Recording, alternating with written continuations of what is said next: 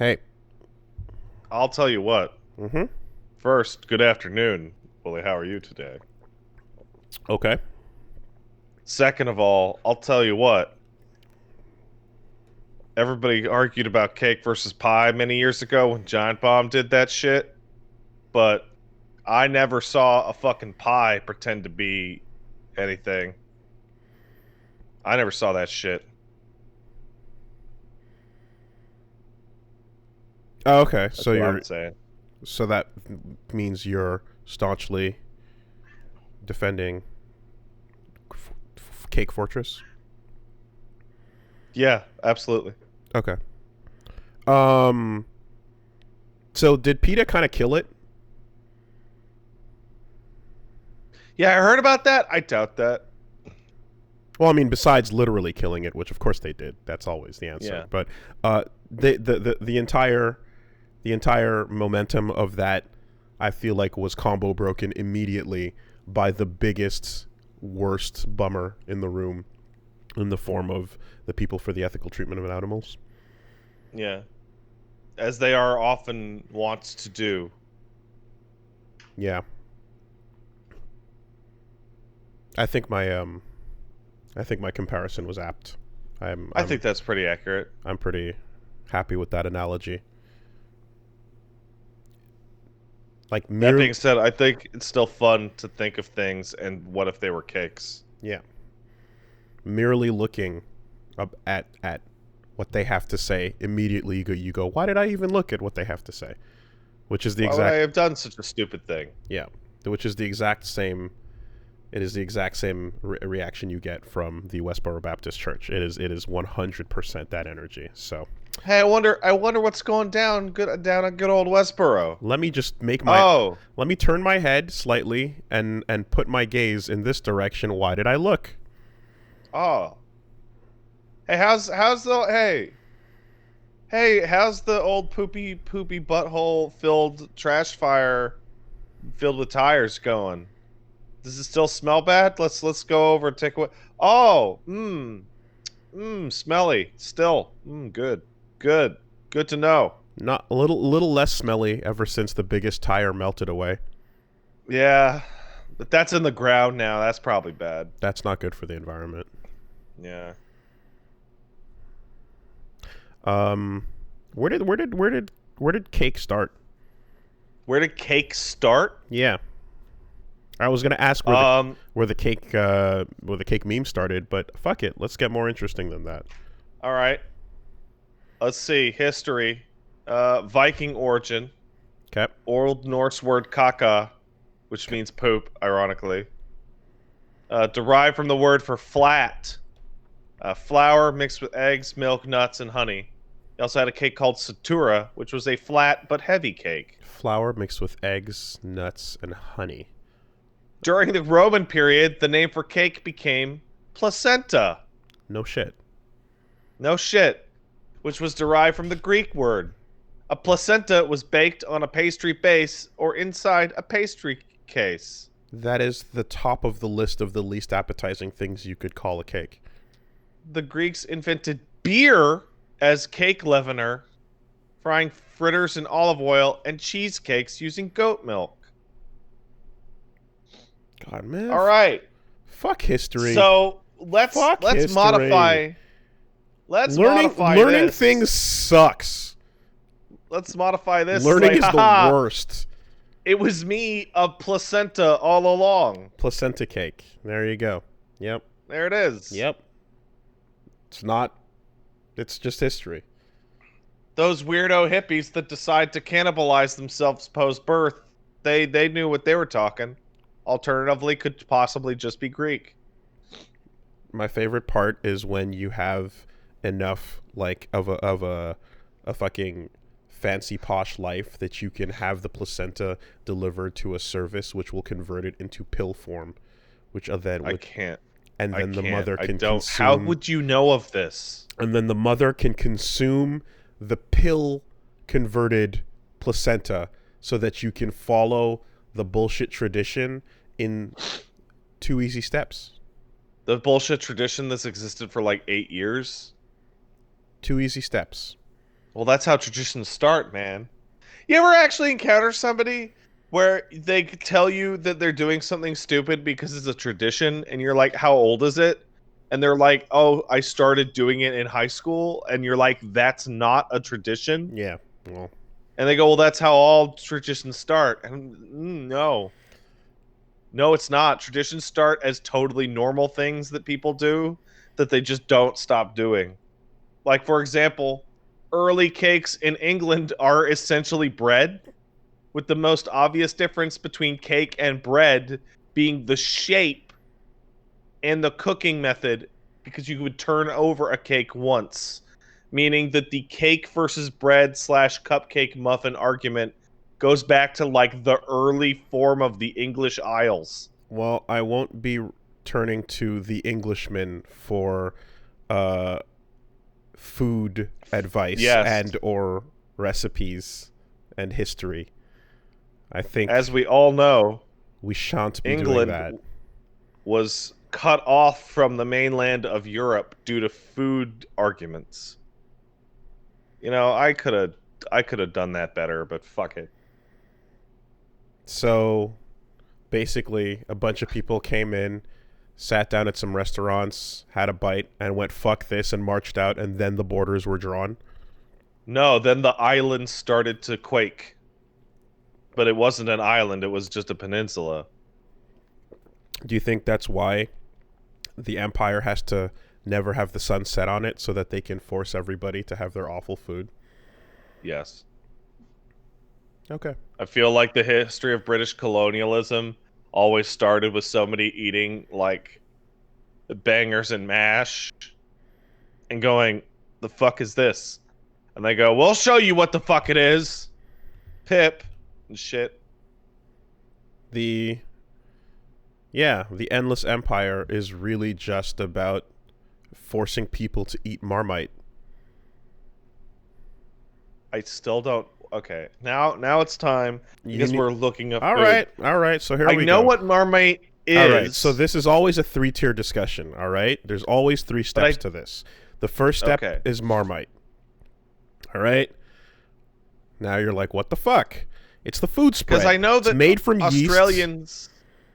Yeast. It's a spread that you put on things, and it's fucking trash. It's a nasty yeast spread. Other similar products include. Now the step 2 is Vegemite. Vegemite is always step 2, and you go, all right, what the fuck is Vegemite? And it's, guess what? It's a fucking dark nasty spread as well. It's a different kind. This one is made from the leftover brewer yeast extract. So you same idea. You spread the bullshit on your bread, and then it's just like, why are you putting tire oil on your food? And it's like, okay, sure. The wiki description of Marmite is unintentionally hilarious. Marmite is a sticky, dark brown food paste with a distinctive, powerful flavor that is extremely salty. The distinctive taste is represented in the marketing slogan, quote, love it or hate it. Yeah. So How is that your marketing slogan? if it You turns might out that eat these it are and it might not, taste like shit. people can debate where these originate or come from, but they are definitely mentally associated with England. And if they're not from there, then I feel bad for England, because like that's not going away anytime soon. That's a bad food item. Third on the list, and always third in the same discussion, is Bovril. You got to talk about Bovril after you talk about Vegemite and Marmite. Good old Bovril. What is Bovril? Guess what? It's a spread. You spread it on the meat. This time, though, it actually predates Marmite. Yeah, the big black goopy thick salty paste. This time the ingredients are meat extract with the yeast. So it's similar to the yeast extract, but it's meat paste. Thick and salty meat extract paste that you spread on your breads, and then you eat it. I've got some fucking dank Bovril tips for you. Bovril can be made into a drink by diluting it with hot water. Yeah, it can. That's commonly with milk. Yeah, it can. Absolutely. So, Oh! yeah. No. So you have to understand that Holy shit! all of this seems to just be dancing around the apparent innate desire that folks have to just eat tar. Apparently, Lava is apparently also from the UK. just spreading tar on bread is a thing that people want to do, and they keep Oh, boy. dancing around the topic. Just Hey, get we right have this to it. delicious bread. You know what we should put on? Some meat and yeast tar paste. Yeah. So I'm shocked that all three of these are like yeast-based tar products. that's the thing about it, right? Is if we had different colors and types and things, and if there was if they all had a different consistency or something to that, then you'd be like, okay, there's some sort of attempt at like I don't know what, but the fact that they're all the same black goopy paste and the difference is what you used to make the goop.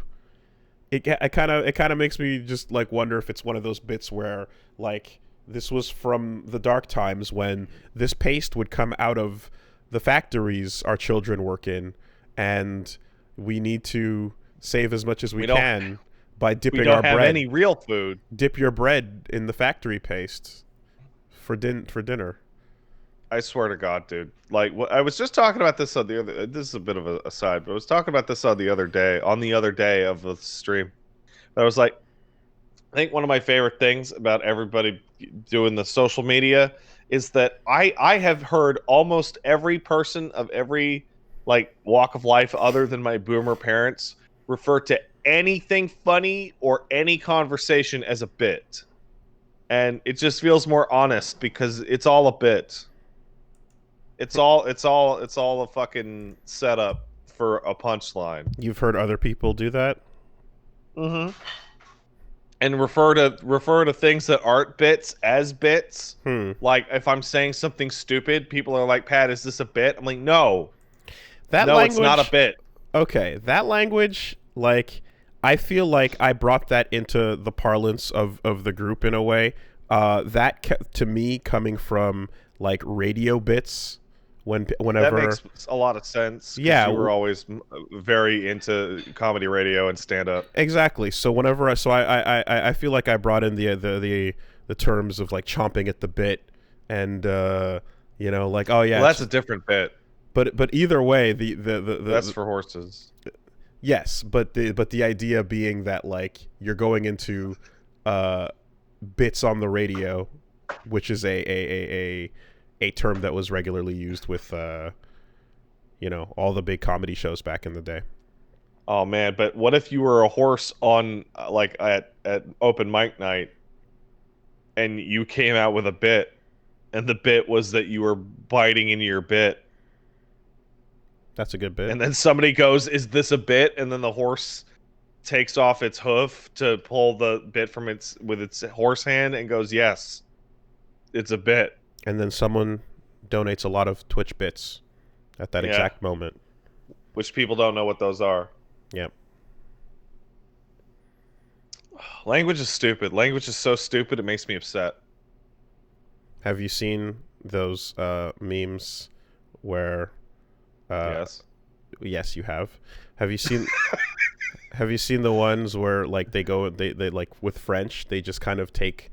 what word was it? There's one word that they just say over and over again to make a sentence. Well, pur.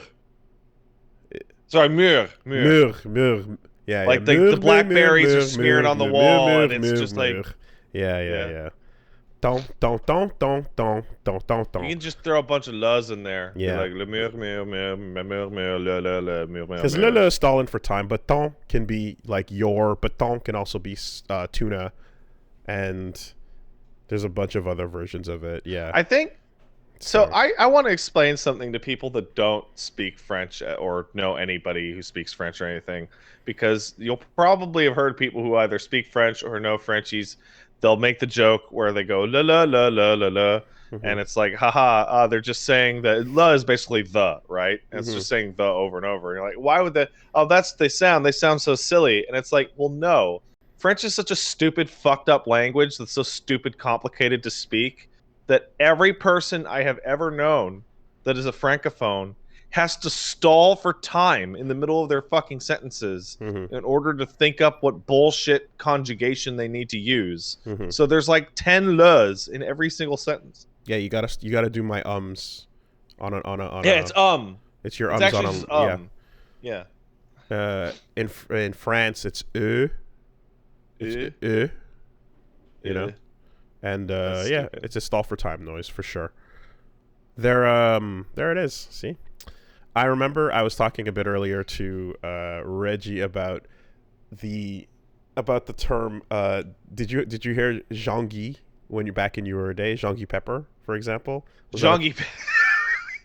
No, I've not heard Junkie Pepper, but I can fucking ballpark it. Yeah, so I back when I was younger, I remember hearing that, and I remember everyone would say it so quickly, and it was just like it was just a super fucking derogatory, like random French person. Yeah, my dad used the term Joe Bin, and I'm like, "Who's Joe Bin, Dad?" And he's like, it's some guy." So I What? didn't. I remember like people used to say it so fast when I was younger, and like specifically around the time when I was getting back from Grenada, that would get thrown out a lot, and I just remember not understanding that there was a hyphen anywhere there, and I just thought the whole thing was one word, you know? Oh, that has been one of the most enjoyable experiences. So, Peaches Paige, of course, has been learning how to speak French here and there over and over, and the most consistent frustration on her part and laugh on my part is the French language's like vicious hatred of the space between words. Mm-hmm. And how if you're speaking French correctly, your sentence is a word made of 35 letters in a row. Yeah, Because in French, it's not allowed in the speaking of the French to have two vowels touch. You may not. So if two vowels in the language would touch, you must remove the first vowel and combine the words into a larger word. Shout out to aujourd'hui. Yeah, which is 4 words. 5 words? How many? Like aujourd'hui. Yeah, so it's 4 words, yeah. Aujourd'hui is today. Yeah. You know? And like it just kind of like I refuse to have these vowels touch, goddammit. Yeah. No. Oh, somebody in the chat just nailed it. The ultimate. The 6-word single word which que est que est. Yeah. Which is pronounced qu'est-ce que. Qu'est-ce que c'est? Yeah. Qu'est-ce que c'est, what? And if you put the Y at the end because you want to, that's 7 words as one word. Do you know how you abbreviate that on like chat and in text form? Is it just QST? KKC. KKC? That's stupid. That's stupid. Yeah. The qu'est-ce que c'est turns into KKC. Yeah. Oh, it's terrible. It's everyone's got their own, you know. You got to figure out how to abbreviate it. Malheureusement. And to all you monolingual English folks out there, don't worry. People learning English get to enjoy the 35 million English homophones that all mean completely different things despite being the same word. It's not as bad as German though when it comes to fuck spaces. I was not aware of anything about German. So German words will just keep going. They'll just, and when you have to make a concept or a specific item or thing, you can just honestly slap the extra word at the beginning or end of the word you were continuing to build. Okay. So, here you go. The Danube Steamship Company captain is I'm just gonna read it in English sounding vowels here. Pronunciation. Donau Dampf Schiff Hartgesellschaftskapitän. Dude, I can tell all the different little words. Yeah. And they've decided to turn it into one big word. I see Capitan at the end there. You're right. But yeah, that's it. You just throw it all together when you have to specify whatever specific thing. If you're like the guy from this place that does this job, that over here, you can just fuck the spaces in between all of that. And yes, that is Danube, so shout outs to Dokapon. What? A legendary city in Dokapon Kingdom that Oh, I was see. taken over by every player and monsters on a week-to-week basis, which then Oh, I see. created the lore of the people no longer caring who was ruling, and it was just a depressing city to live in. But anyway, yeah, German fucks you up, man. Supposedly. But enough about all that shit. We've fulfilled our banter quota before the podcast. Wooly, what the hell's up with you, man? I heard you're an anime girl now. That's correct. See, you know what the funniest thing is? What? There was a moment last week where I had a twinkle in my eye, and I said, "Is Wooly going to be an anime girl soon?" Because I went and on a goof went and got real. What the fuck's it called? Live Sense? Real? What the fuck is it? Live Face Rig. That's it called. Went and bought Face Rig because it's like $6.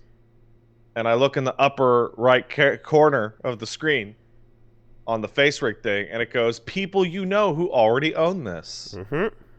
And I go, Mm-hmm. And then I go, wait, Wooly's background is in, like, school background is in creating 3D models. Well, that's not that's not what came into play here. But Okay. what you are seeing is essentially, I did absolutely notice that there has been a sudden uptick in a lot of this discussion. Yeah. And it's been popping up. Some folks have been experimenting with their models, going down that path. You know, Cranky has gone full VTube. And as the discussion has been kind of like, just for some reason, like it wasn't at the beginning of the lockdown. It kind of was like in the last couple weeks, you know? Insidious. Has been picking up. I'd say it's a little longer than a couple weeks, but that's because I hang out with Plague of Gripes quite often. Plague told you guys who is about the world's biggest Corona-chan meme.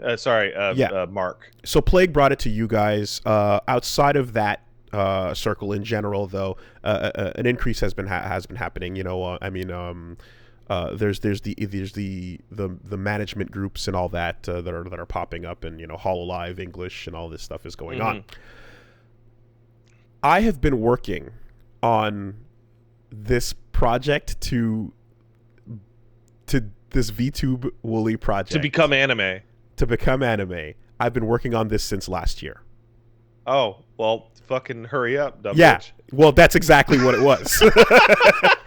I've literally been working on this since last year. It's been taking a while, and I wanted to get things as tight as I possibly could. The timing on everything, just like, it was really interesting how things shaped up, because this has been months, and I wanted to drop this and this whole idea and everything way ahead of the curve, way streets ahead, one might say, and just like jump on in there and just kind of take the piss out of the whole situation. Well, shit. Well, you'll never catch up to Corona-chan now. Now, of course, knowing, as if you've heard me talk about creative projects on Willy Will Figure It Out, you'll know that one of my things that I say all the time is pull the fucking trigger, see how it goes, and then just error correct, right? Yeah. Don't sit on the thing forever. And like, in trying to iron out the janks and get things, because the model quality, shoutouts to Dash Zero, is fucking godlike. Right? Yeah, I'm sure it's much better than like something you would slap together in like 10 seconds. Bringing in the 2D version for the Rule 63 one as well, like, fucking perfect, right? Again, shout outs to Dash on that, like, just killing it. When I was putting this together, I definitely wanted to have a like startling. Anyway, my goal was to have it be like a ridiculous, like, why is this quality high? Why is this working out so well type of thing. The process of figuring that out, involving like actually like talking with friends in mocap and getting into different, I've been trying out different configurations. I have both Kinects sitting here that I've been trying out. I have hand trackers. I have the things where I was looking into literally the perception neuron bodysuit. I was looking into all kinds of shit. Right. So what you're saying to me, Wooly? Yeah. If I'm listening to you correctly with my open ears, is that 5 or 6 days ago, you saw me retweet Korone-chan growling like an adorable person while playing Doom 2016, and said, "Shit, why aren't I on that?" No. And quickly commissioned somebody to bang out a model in a day, and you're like, "I'm gonna rip off this anime girl trend." I didn't see that tweet until after the fact, to be perfectly honest. What I did see was I was talking with Cranky for a bit about this thing. Dash and I were like in the background, kind of like theorizing how the best way to play this from some time ago, and I saw some other folks doing some tests and things. I saw like Mom doing some tests. I saw some other people that are like just mutuals looking into getting live 2D stuff done. And I remember, sorry, Wooly, but your status as a dirtbag trend chaser has been discovered. Well, yeah, that's the point, right? So how could we ever know that you didn't? So I just went, holy shit, receipts. Dude. Holy shit, dude. Fucking go. Just go and embrace the jank and pull the trigger on it. And then I called Reggie over. He's, I told he's known about it for a while, and I'm like, just fucking go. Just do it. And like, I'm like, yeah, okay, we'll do it. And then like whatever else plan B was, we'll figure out later, but I just needed to go, all right, throw this shit out there. Like, it was something that I was taking way too long to get a result that I can probably still achieve with time, but pulling the trigger now at the very least creates a first dot on the timeline. So what are you going to be using your anime self to do? I don't know. I fucking knew it. I knew it. I fucking knew it. Because Paige was the one who saw the video first, and she sent it to me, and she was like, "Oh, cool, look at this." And I'm looking at it, I'm going like, what the fuck is Wooly going to use this for? He records all his LPs with like Reggie or V or Min, and you can't have a fucking dual like VTuber I've set. got okay. That's not. It's not entirely true that there's no plan, but there's multiple ideas I can follow through on, and there's one that I really like, but it's nothing I'm going to just say out here on the podcast now, because I like to surprise people with my content. Is Wooly when you ask me gonna become a anime girl podcast? When you ask me what the fuck you going to do with this, I can't give you a straight answer, because the answer is, you could if you weren't a coward. Yeah, do it, coward. Well, hey, the clip that happens at the end, the GTA 5 thing, we can steer in that direction. Oh, that's so you're gonna use it for shit posting and memes, of course, like you should. Yeah, like that's what it's for. Yeah, 100%. Using one of the most incredible, miraculous future technologies ever to make silly jokes. Yeah, totally. It's the only way. It's just funnier when it just happens out of nowhere. So that's it. It's another detailed, elaborate, expensive addition to the shitpost library. I mean, it's essentially just like a much more complex green screen with your Naruto run. I mean, there's more to it. There's more to it going on than that. You can go places. You can. Yeah, I know, but it's. I mean, for your purposes, for end use of hey guys, look at me. I'm an airplane or some. I don't. Or wait, actually no. It's whatever Reggie forces me to do with the gun to my head. Yeah. Oh, cool. You should get a model that's just a foot. Remember that bit we talked about where what if there was a girl that was just a foot with like lipstick on it? Mm-hmm. You should make that a character. I'm giving you the fucking free pass to use the foot character. Mm-hmm. That for him? Little earrings on it, on the like an earring on the pinky and an earring on the big toe. And then you make a version of Reggie that's an anime girl, and then you force them to kiss. You know what they're calling him now? Kick Daddy. Calling. All right. If you got Punch Daddy over here and you got Punch Mom over there, then you got Kick Daddy.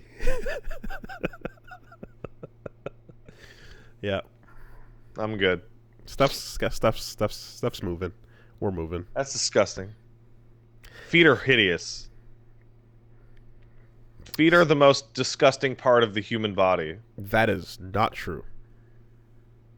Have you seen, like, people's fucked up toes?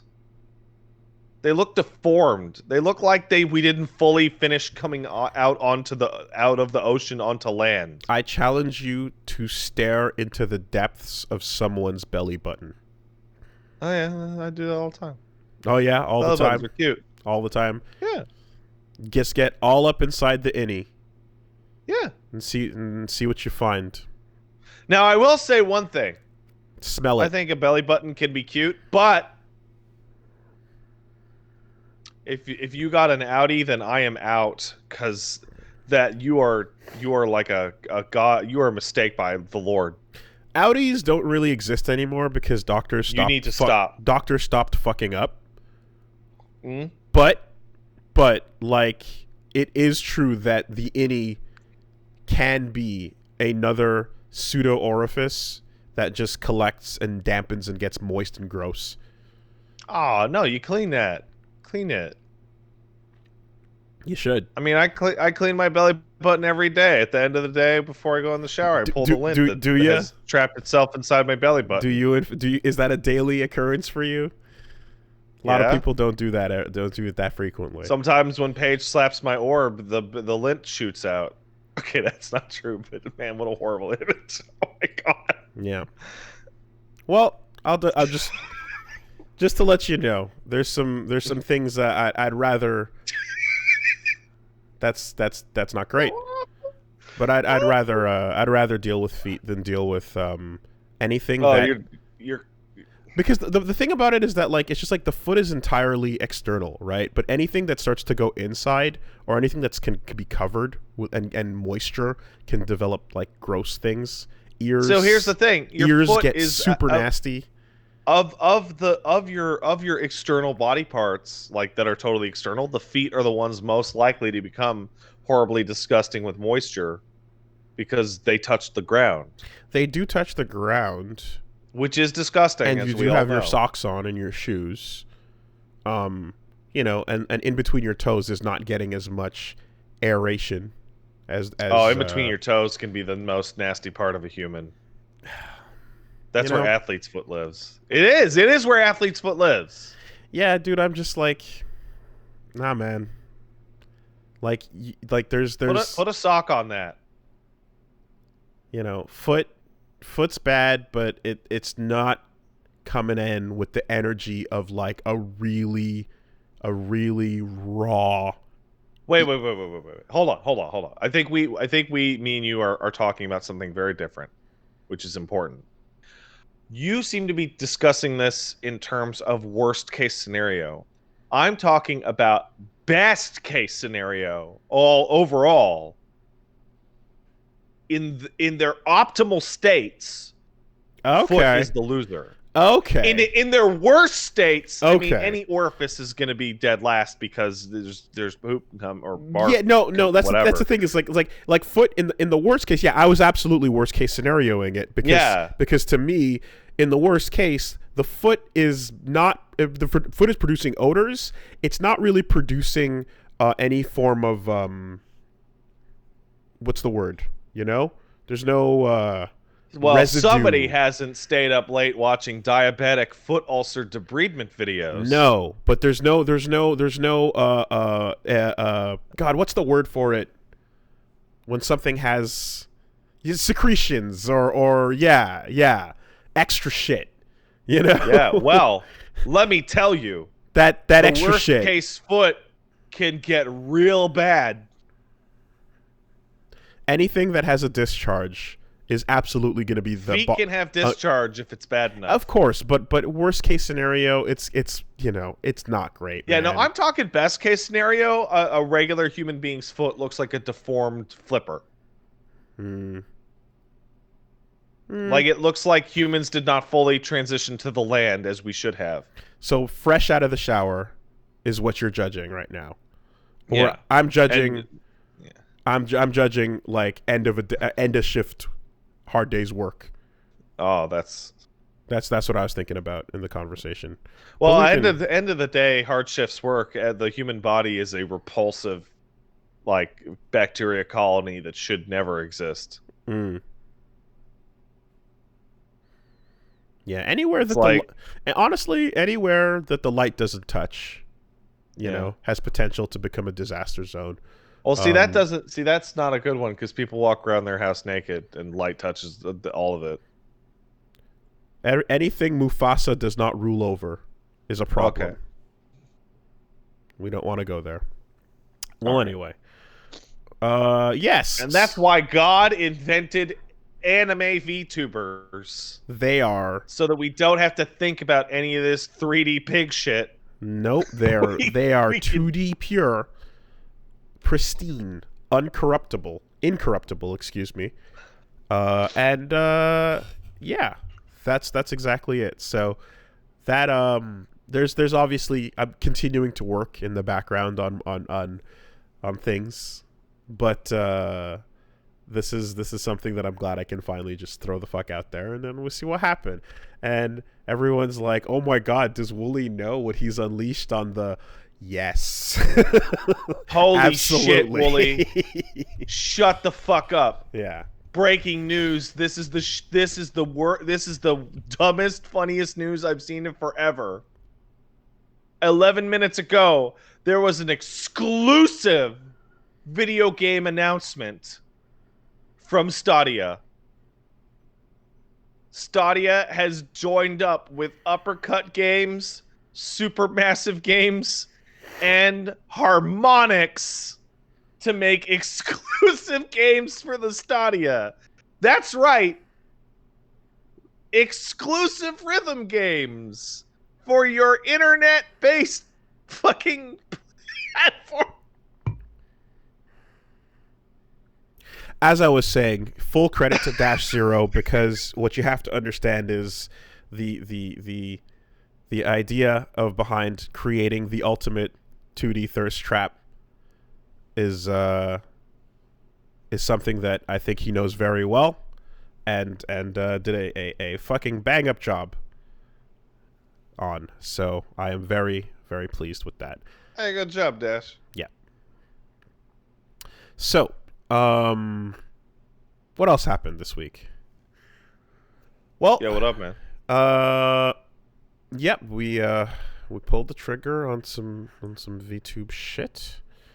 And on a related note, in that same direction, I happened to acquire my copy or my device, my Oculus Quest.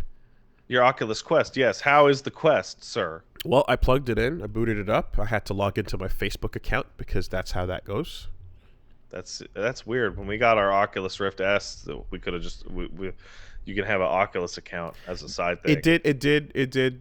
After, if you cancel it, say like, oh well, you can just make an Oculus account, and I was like, whatever. Went through My that. Facebook account is defunct right now. But started it up, got some games, tried stuff out. I was pretty busy, but like Punch Mom got to try out a bunch more stuff, and had a pretty good time.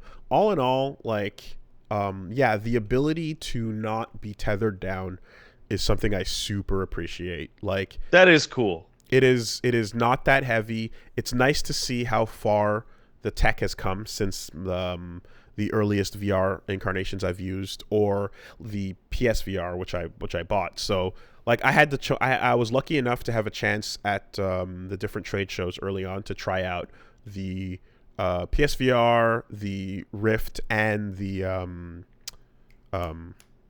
whatchamacallit, the other one. The other one, yeah. Which slips my mind. Well, there's right two now. other ones now. There's the Vive and the Index. Vive. The Index is new. I haven't tried the Index yet. The Vive at the time. And got to see what each of these was like in its like earliest forms, kind of thing. And then eventually the one I went in on was the PSVR when it came out, and that like improved the process a It was bit. But cheapest by far. but it was still a cumbersome thing to set up. You had to get your multiple HDMI wires out. You had to get your converter box. You had to get your PS camera out. The like even though it's tethered in the Rift S, the fact that there's no room sensors is like, oh my god, that room sensor shit's always like the point of failure for me. It really was just a cumbersome thing, and this day I have the PSVR sort of sitting over there with all these wires associated with it and everything, that I was like, man, this is, yeah, it reminds me of like the early light gun setups where you had to fucking put the or like the power glove setups where you had to drape the fucking nunchuck over your TV, not great. So excuse me, just a lot of congestion this morning. So the Quest, you just, you pop it on and you go, and like, to me that was the thing I wanted the most. Like I understand that like the power is limited, and it does come with some features that the Rift proper has that this does not have. Although there's something you can do about that. I'll get to it in a second. But to me, the ability to walk anywhere in the house is the most important part of it. And now, how do you walk around anywhere in the house with this thing on and not die? well, for starters, you draw a cage, right? So when you put it on, you draw a little a cage. Yeah, it's, what's it called? Guardian? A guardian, exactly, right? Yeah. And then if you're staying seated, it can make a static guardian for like, okay, well, this is the area you're sitting in, so make sure you stay here, right? However, there are, I don't know if the Rift S, I mean, I assume they all would at this point because it's just such a useful thing to have. There's cameras that show you the outside world. Yeah, so the way that it's set up with our Rift is that I have like basically this couch area, which is like 8 by 9 feet or whatever, and at like the back part of where, like, I'm sitting on a pillow with the couch, and the back part, like the backbone of the couch is the thing, and if I were to tilt my head and poke out, the real world would come in some kind of infrared nightmare. Exactly. So you can use that to sort of like actually not trip and die, and it even has the ability to like identify like objects like a table or a chair in the way, and like a lot of the you see like a bunch of vertices kind of laid out over a plane, and the vertices light up red when there's a potential hazard in the way. So don't move over there, it's death. So they figured that part out, right? The tech is there on that. The earlier VRs didn't have that thing. The ability to just see the outside world and get your bearings. Huge awesome improvement there. Controllers are great. I'm happy with like the way they feel. I prefer the way these controllers massively to, let's say, the PlayStation Move lollipops that you would have to play with, for example, in some cases. They just, the sticks are pretty solid, and all in all, you're like, yeah, okay, this does what it does. The little rings are up on it, but I had a really good time with Wander. It's just it's the Google Maps app, essentially. Yeah, it's cool, right? That thing's great. It's like going outside. Yep. Kinda. I went back to Japan. I took some trips around the areas I visited, kind of, like revisited some spots and just kind of had a cool time with that. Punch Mom was jumping all around the world with it. And something that was really handy was the fact that, like, the Quest, because it's, not hooked up to anything, the app on your phone can just have the Quest stream to devices. So cool. She streamed to my phone, and then I could just see what she was seeing at the same time. Or then you could stream it to any other, like, like a thing that can take screen mirroring, basically. So that's a really cool feature. I don't know if does the Rift S have speakers built in? It does. Okay, so I remember the PSVR had to plug in headphones into the little headphone jack on the wire. You had to feel somewhere for it, and then it had the also has a microphone built in. Mm-hmm. In this case, you're like, the speakers are right there. So when you're playing, Beat Saber or whatever, it's like, oh shit, built-in speakers, fantastic. I don't have to completely go over or under the headset like harness to I will say get the sound. Combination of having installed Face Rig and having an Oculus plugged in means that my playback / input device list has now gone insane. As I now have like 8 or 9 audio sources, and most of them are virtual now. Mm. And like what happens is like if I'm listening to people on Discord in my headphones and turn it off for some reason, the fucking PC wants to start outputting their audio through the fucking Oculus, which is across the room, so they all become very small. Well, it's already annoying that the quiet comforts take up 2 spots, right? They have the hands free, and then there's just a regular. You know, Just like a piece of shit. it's like, please, I wish I could just stop that other one, but yeah, in terms of the speaker included, that simplifies the process, as we didn't have that earlier on. And they're good. Yeah, they're good quality. They sound great. There's also the cameras that track your face, so that there's mouth, eye. Well, eye tracking was already there, but like the fact that they can get the rest of your face together and like actually let you do like face tracking and stuff gives me some like, okay, I can look at this potential tech idea. So again, when I was doing a lot of research into the best way to do mocap, like I saw that there was definitely the VR option, and I kind of like I chose not to go that way because there was some stuff about the fidelity of it that I didn't like, but I mean, it's definitely going to have better tracking than some of the problems you get off of Face Rig with like a Leap Motion controller or something. Oh man, like when I loaded up Face Rig and I'm just using my webcam, like my character's eyeballs are just constantly twitching like an insane person. There's stuff you could I'm do to looking at improve it, but I'm looking at a index now, and I'm like, that thing is apparently kick ass. But all I can think of is like, man, it'd be really nice if we could get that size down by 50%. right.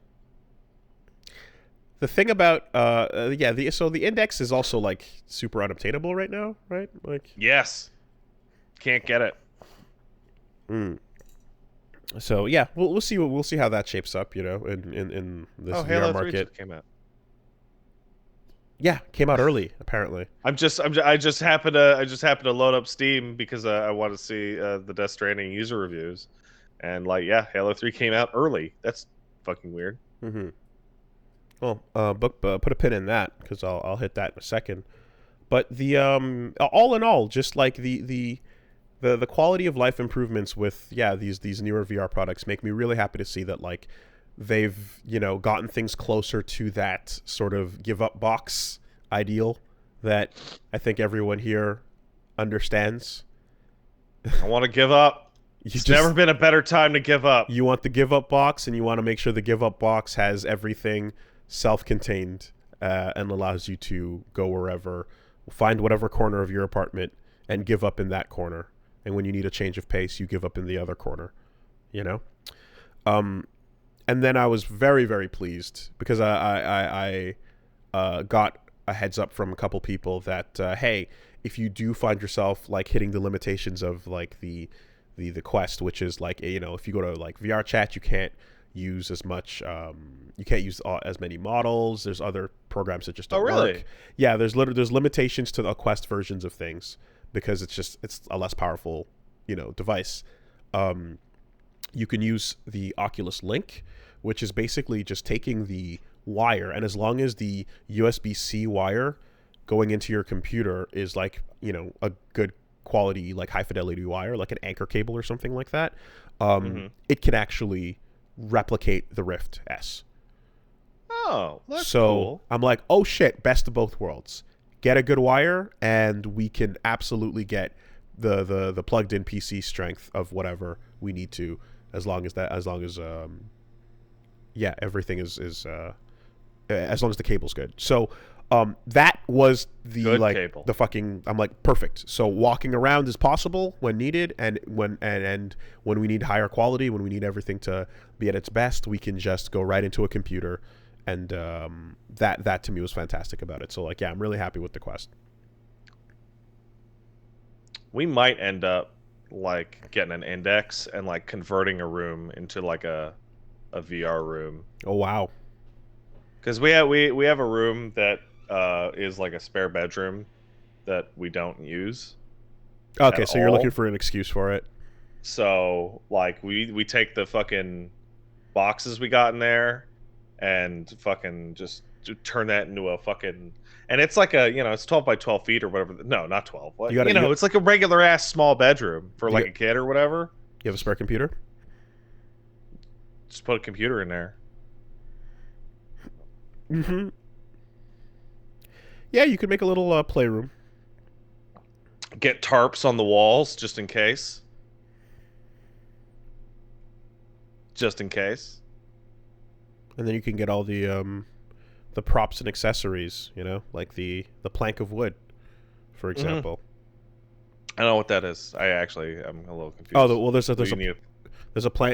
a plank walking game where like you walk like on a skyscraper's like gap, and then you pretend to walk all the way out on the plank, and then by standing on an actual plank of wood, your brain extra can't figure out that it's not real because you feel the wood beneath your feet. The only problem I can think of is how to get an internet up there, but I think I could probably get a big long cable to get an internet up there. Yeah. It's my house. I can tape it to the wall if I want. I can tape myself an internet. There you go. Get one of them. Get one of them sex swings. I'm sorry, what? Get one of them sex. Talking swings. about virtual reality here, Wooly? Yeah. Hang it from the ceiling. Make sure it's really loud and creaky like that one from How to Be a Player. I feel like there's an entire series of jokes and references that are just going right over my head. Just get a bunch of sex dungeon toys and make sure that when you use them, they're loud and everyone in a 9-block radius can hear them turning on. All right. I can do that. I'm not going to, but I could. So Halo 3 just dropped secretly, yeah, surprisingly, ahead of schedule. Which is good for you because, as we all know, you now love Halo. Hey, guess what? What? Halo 2 fucking rules, man. Halo 2 fucking rules. That game's sick. I've played the first, I don't know, whatever it is. I guess 7 missions, I think. Mm-hmm. So far, basically the entire beginning Master Chief section, then switched over and did like I think 1 or 2 as the Arbiter. And first of all, the quality of these cutscenes in the remake by Blur Studio is unparalleled. Like, they're so well done that it makes everything that isn't those cutscenes like frustratingly like, damn, why isn't everything else like this? Even the few to the minimal amount of cutscenes there were in the first game. Like, why couldn't we just get Blur to do all of this, And obviously the answer is the money, but I never thought money being low would be a problem for a franchise like Halo, because I'm used to schlubbing it up in the fucking fighting game / random visual novel world, Yeah. So I'm looking at your footage of the Halo right now. That looks a lot better than I remember. Dude, it's so good. That looks really a lot incredible. Better than what I remember. They just kind of replaced the in-game cutscenes with these just like gorgeous rendered scenes that were like perfectly lit, very like they have J.J. Abrams lens flares flying all over the place, and they have a really nice hand camera simulation going on, so that like it feels as if it's like someone like an actual cinematographer is operating a camera. Oh, I found one of these cutscenes. Yeah, this looks stellar. So as someone who had no idea what the Covenant like workings looked like, upon starting that, being greeted with like a giant sort of like cutscene introduction to the Colosseum of them, and the leadership, the hierarchies, the prophets, all that stuff, it was like, oh, it's like right into hard fantasy living world. And within seconds of that first cutscene, I'm like, okay, I get it. I understand why and where the desire to go into all this lore that people keep trying to send me ahead of time. I understand where it comes from, right? because the first game, you know, again, like cute little trip around the ring, fun stuff, like a lot of little wow, you know, and it was kind of the deal. And then you run into your cheeky AI has a squawky battle with the other cheeky AI, and then you get the fuck out of there. But in this case, like, they build a very interesting world with like the ships and the you know, the designs of these aliens, and like you want to know more about the hierarchy of them. And I'm like, you're like, okay, so, you know, like you're getting these little terminals, and each terminal shows you a little bit of the past, and with each little bit of the past, you're kind of seeing like, and I know these are added for the remake, right? Definitely, but like you're seeing a little. Yeah, apparently some of those you mentioned for Halo 1 are like massive crazy fuck spoilers. In Halo 1, I didn't watch the terminals. Okay. But in Halo 2, they're not like as spoilery. In Halo 2, they're more in line with the content happening in the game at the moment. So, for example, pretty much all of the ones I've been watching have been like, this is what Vamity was doing, and here's how cool he was. Here's how badass his kill count is, but he had big honor. Look at him being Sagat with that big honor.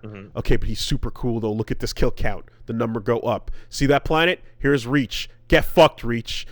You know, like. Well, that's later. I mean, it's earlier. There's literally a video game for that, of course. But I just mean that like the terminals in 2 are like they don't feel as bad because we're learning at the same time, you know. But all of that. So yeah, Blur did an incredible job with those cutscenes. And then you get into the game, and it's like, yeah, yo, dual wielding, super sick. Like, duh, you know, Master Chief holding 2 guns on the box, you know what's coming.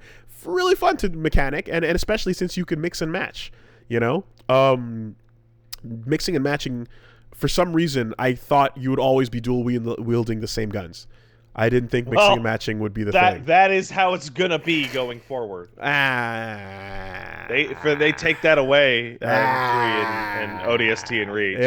Okay, yeah. The reason why is because of the dual spikers, dual because that not spike. What the purple with the spikes? Needlers. The Needler, yeah, that thing fucks. Yeah, it fucks hard. Absolutely. Yeah, it goes in. And yeah, you just hold those buttons down.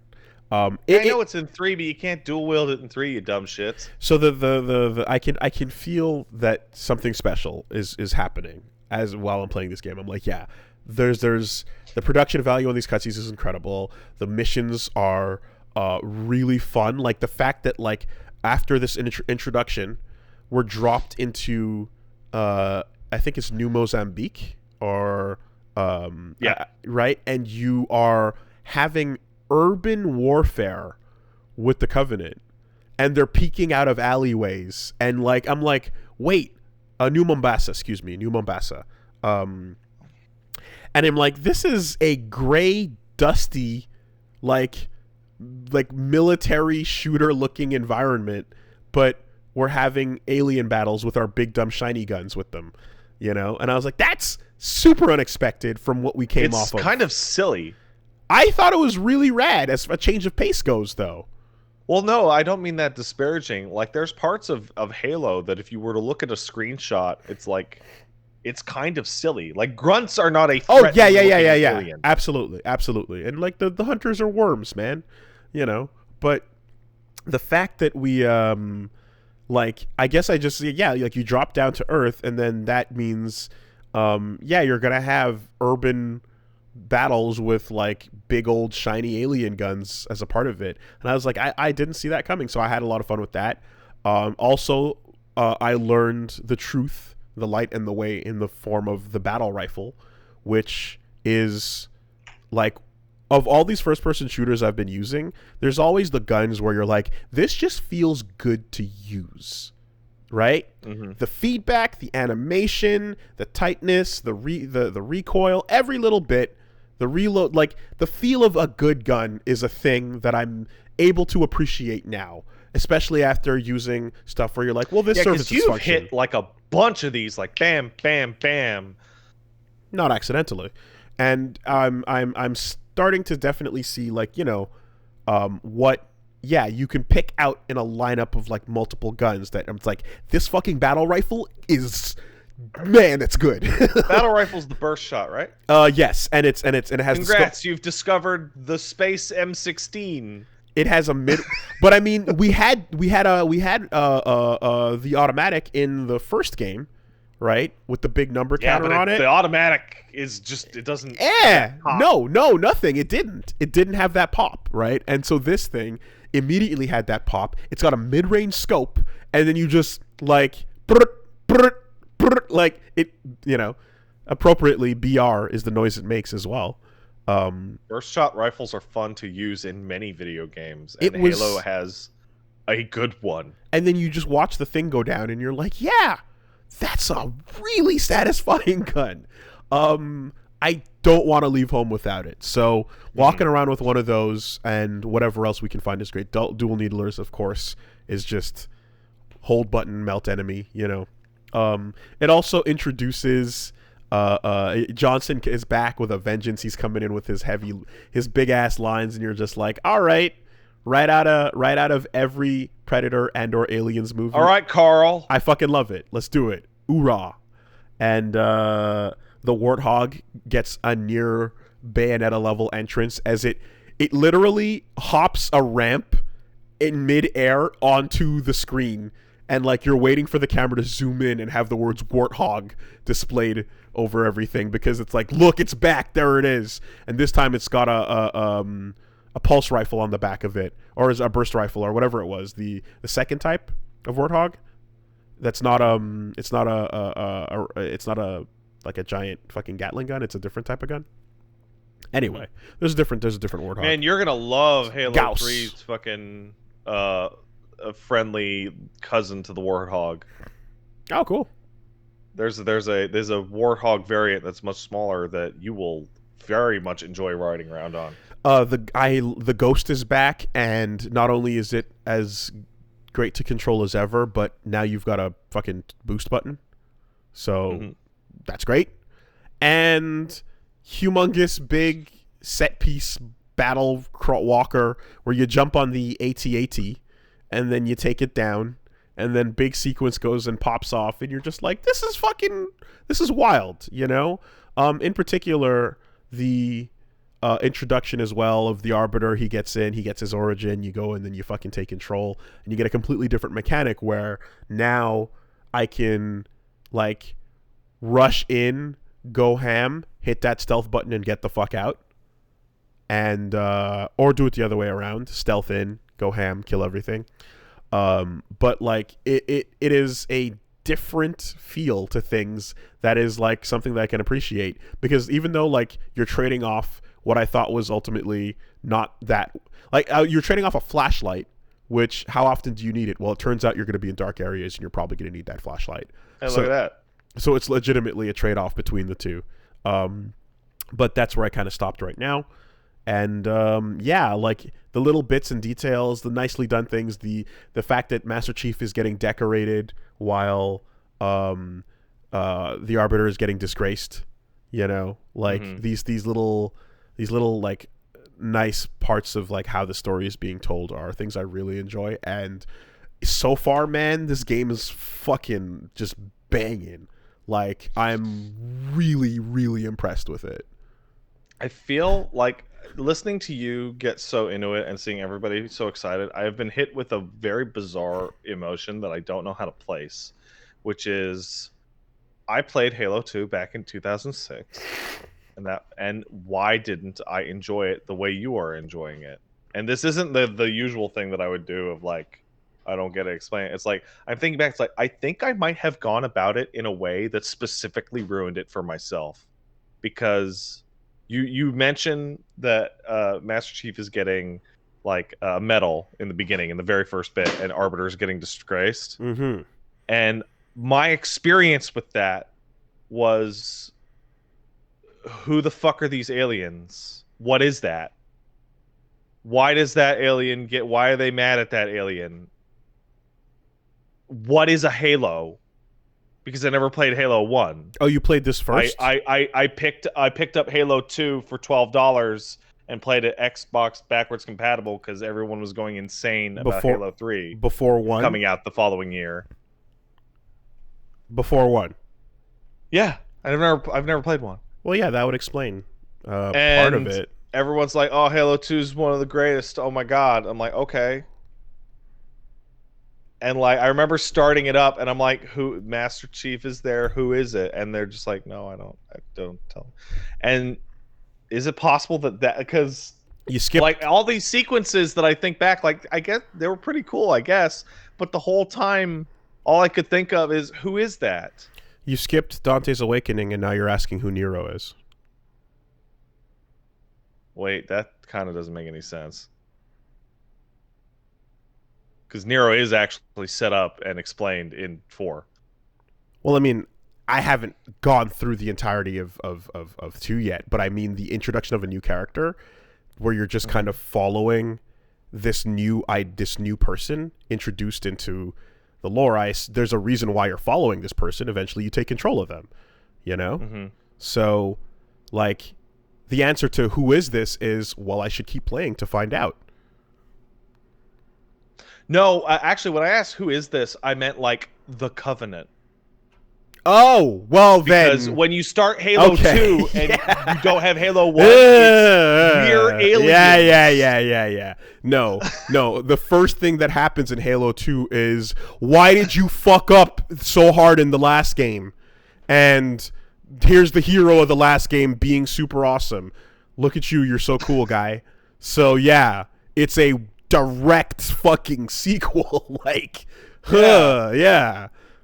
You were set up to fail on that one, man. So the answer, a lot of people are like, why would you skip parts? And the answer to that is actually, frankly, when I looked at Master Chief on the box, I figured I wouldn't need to care about the game's story because he was a dumb space marine. Mm-hmm. Well, congratulations. Because he looks, particularly the Halo 1 version, looks like a generic-ass space marine. You played yourself. But I'm sure all these years later, you could understand how silly that sequence of events was. I mean, I liked Halo 3 considerably more because I had played Halo 2 and then you knew what happened? Yeah, like there's a moment where the Flood shows up in Halo 2, shocker, and they literally just go, "Oh shit, it's the Flood." And I go, "The what?" And that is it. That is literally it. Dude, yeah, I mean, and then I'm shooting them, and I'm like, but what are they? Yeah, it's are they goo?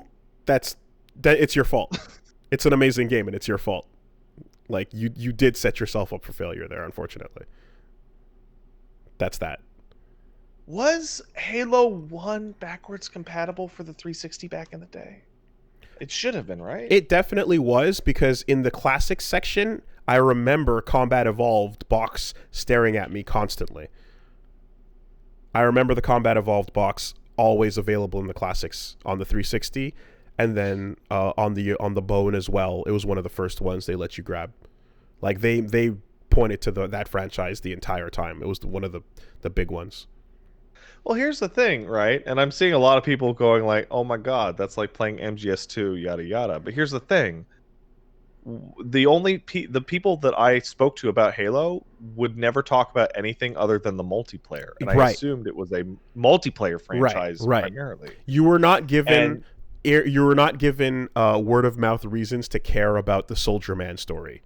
Yeah, and it was like I can't believe you played Modern Warfare 2 before Modern Warfare 1. Right. It's like, well, who cares? Who gives a shit about the story of Modern Warfare? Well, it turns out the story's fucking rad. Like, it turns out that was a huge idiots? mistake. No shit, morons. I was in high school. Yeah, no, it turns out that was a huge mistake, and like, the story's great. And it's you know, like, there's nothing else to say about it. Like, it's the exact same as any other like narrative-driven franchise where we would look at it and go like, "Oh yeah, this thing is cool to see what happens from part to part to part." And in this case, just, you know, 7 missions in, again, not done, but boy, does it require you to know what happened, you know? Like, by that metric, I enjoyed Reach by far the most of the ones that I played, because Reach is a prequel, right?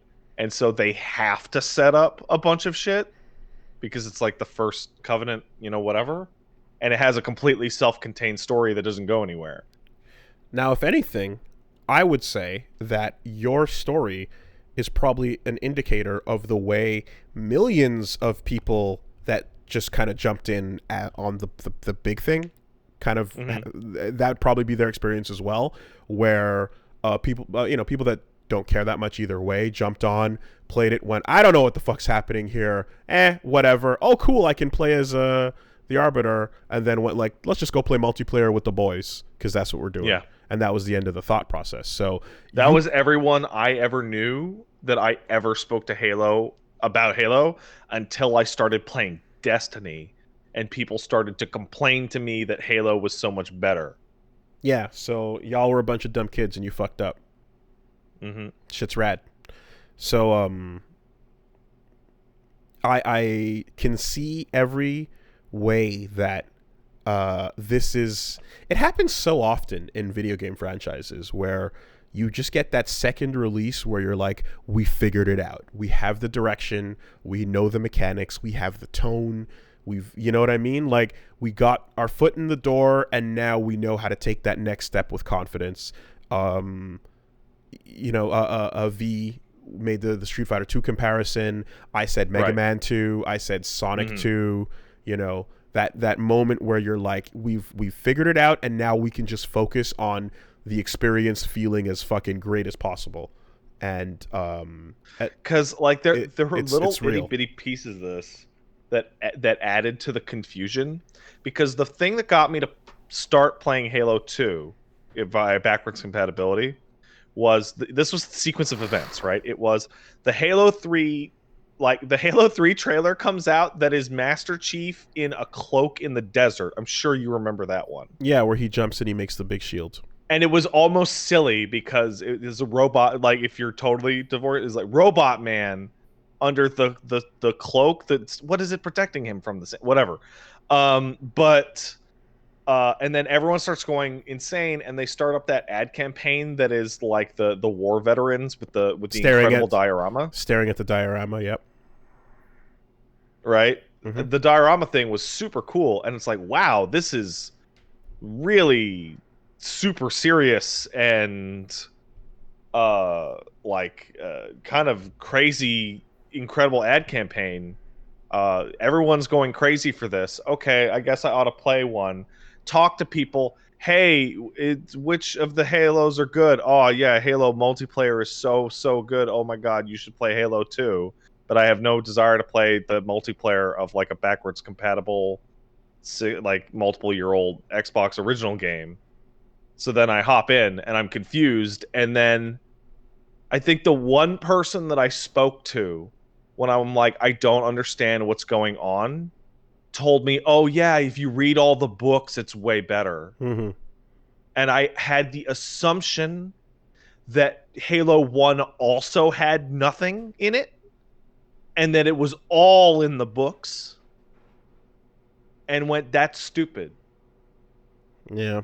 Well, you weren't talking to real gamers, Pat. That's the problem. I think I really was talking to real gamers.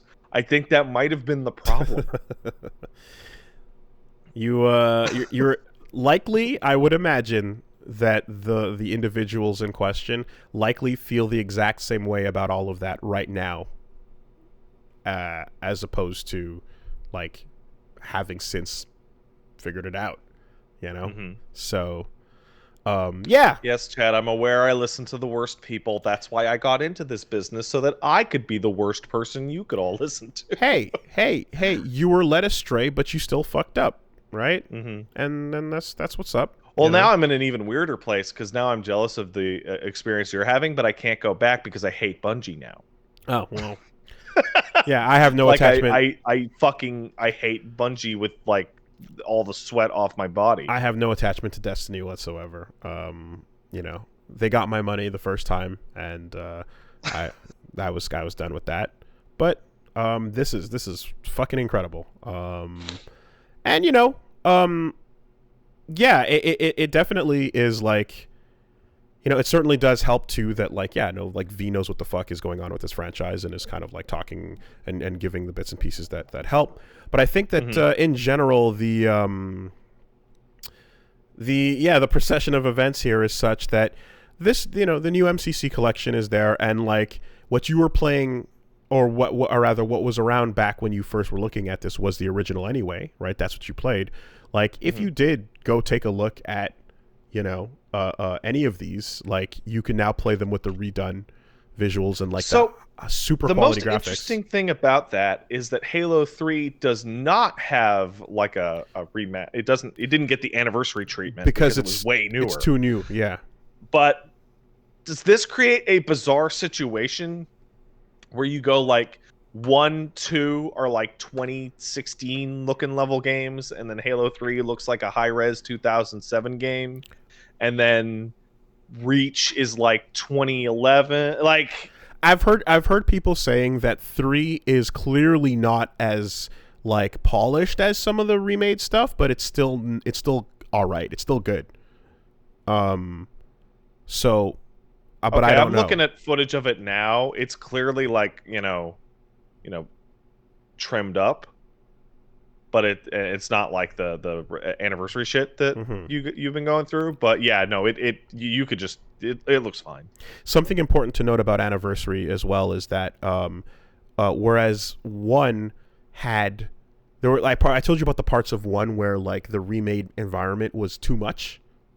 Yeah, it was actually it was too much. You couldn't see what you needed to see, or it kind of obfuscated really awesome art design details. 2 doesn't. I don't find 2 has that problem. I find 2 is just an out and out improvement. But then again, like, you know, I'm only glancing at the classic every now and then to sort of just see how it stacks up. Oh my god, I just remembered how I played most of 3.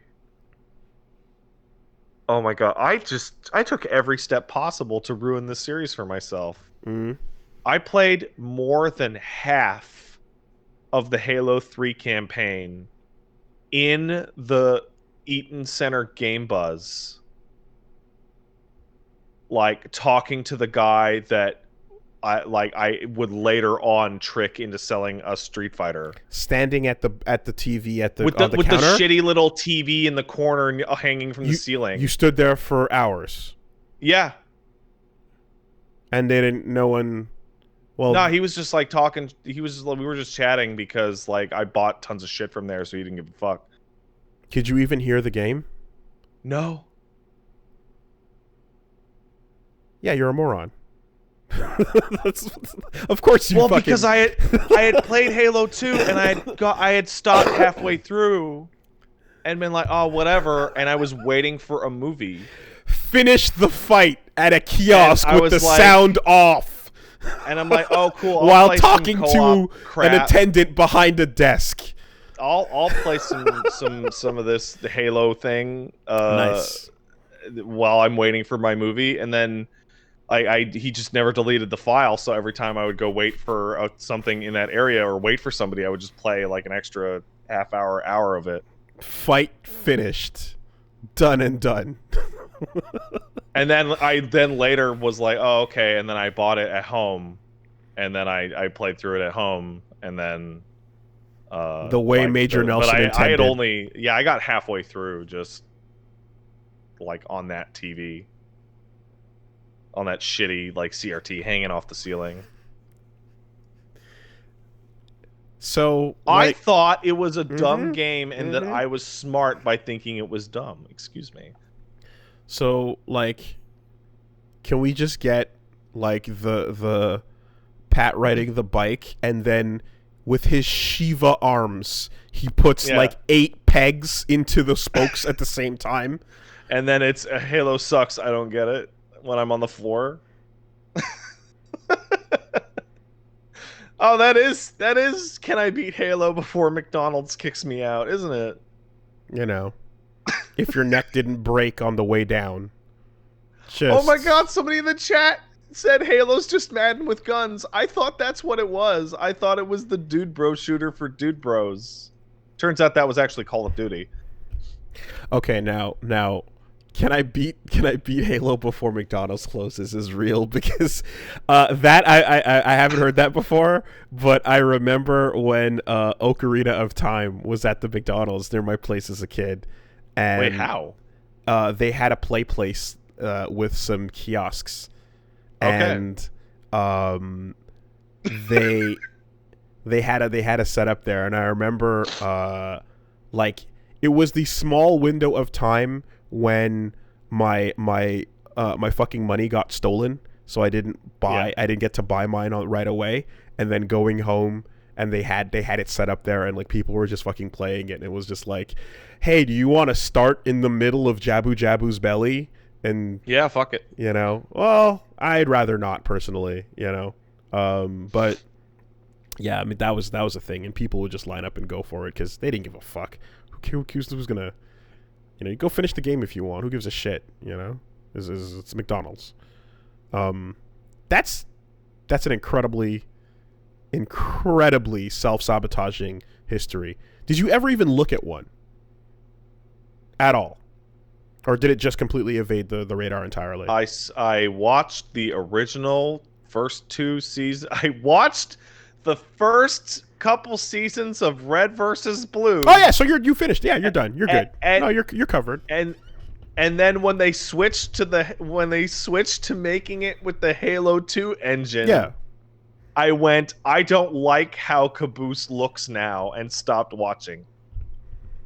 Yeah, no, you're good. If you watched Red versus Blue season 1, then like yeah, you've played Halo 1. You're good. Just checking. All right, cool. I know Sidewinders, the ice map, because that's where Tex went to get the thing in that episode.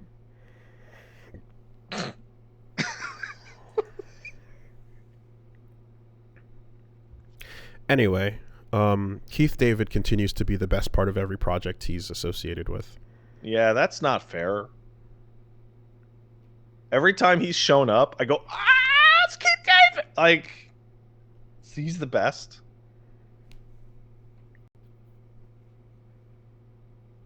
It's actually kind of impressive that the guy in Killer Instinct is apparently not Keith David, but he just does a fucking 10-on-10 job impersonating him.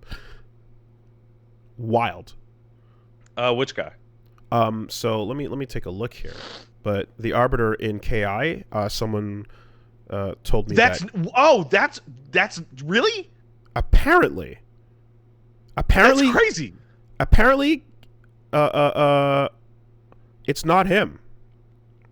So That's bananas. yeah. So that's really cool.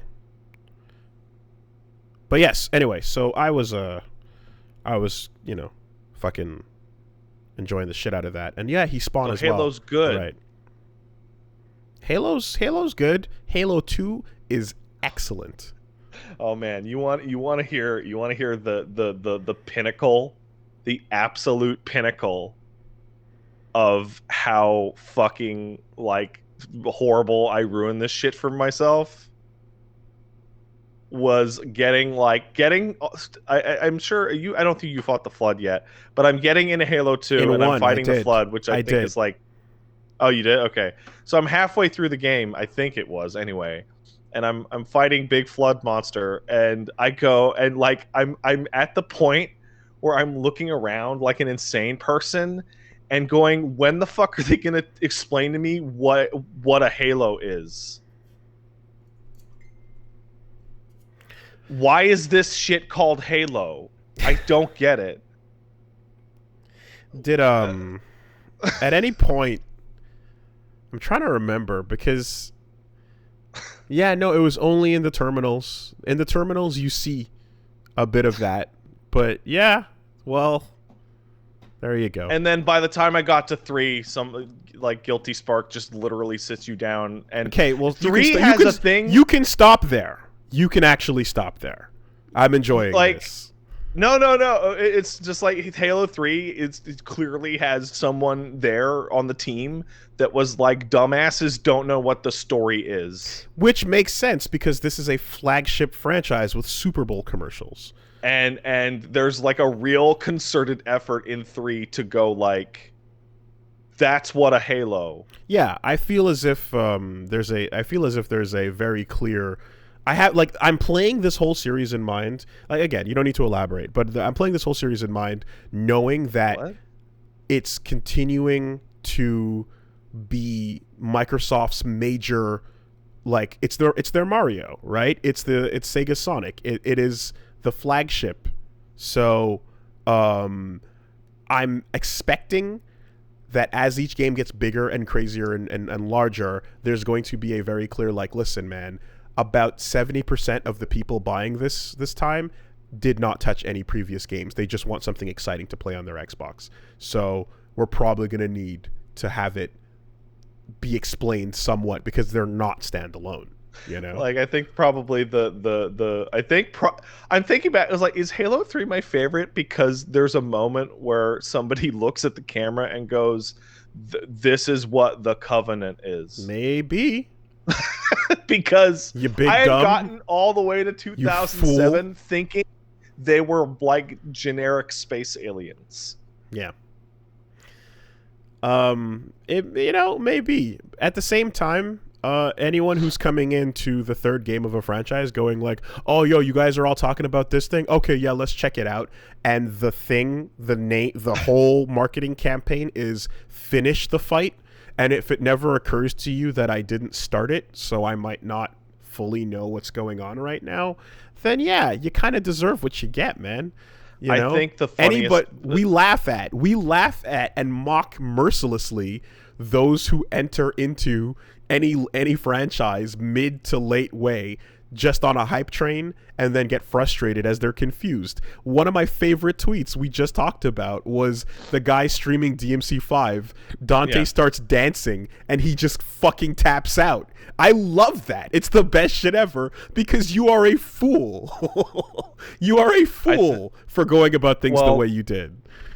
So I feel like, yes, I was a fool, but I was dramatically failed by everyone within 20 miles of me because I literally never the only person I ever knew that mentioned anything about Halo's story said, oh, the story in the games is whatever, you got to read all the books. And I'm like, I'm not going to do that.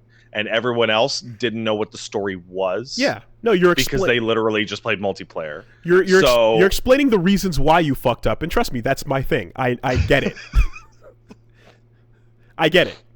I totally understand how and why this fuck up came to be. Do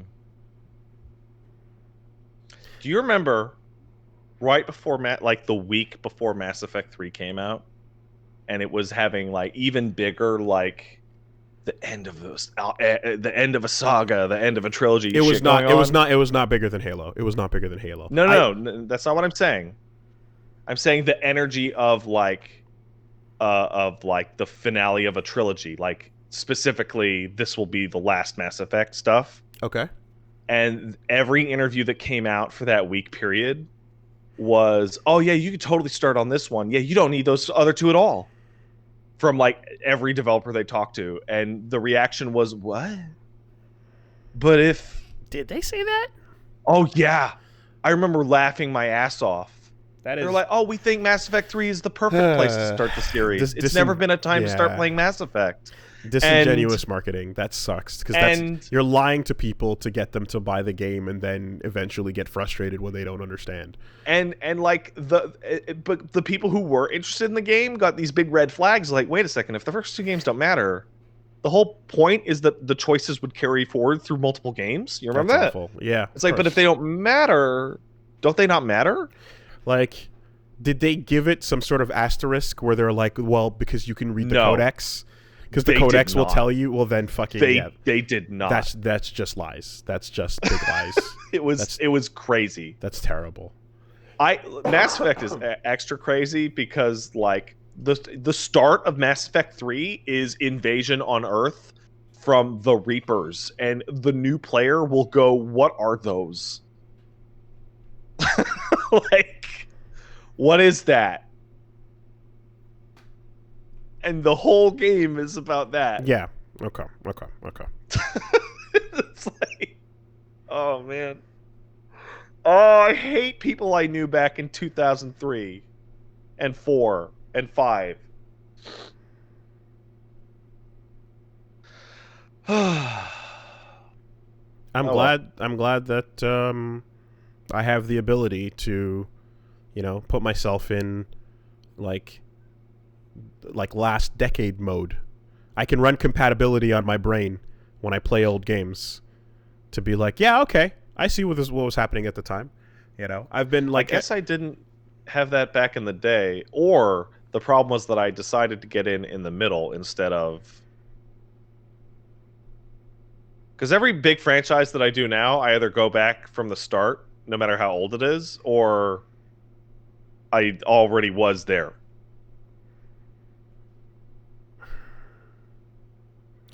I'm trying to think of like a franchise where I jumped in the middle, and Street Fighter 2, right there. Where I'm like, I know that like whenever it's something that it's like, especially like unless like I feel uncomfortable doing it unless I kind of get the okay that it's like, no, this is all right, this is standalone, right?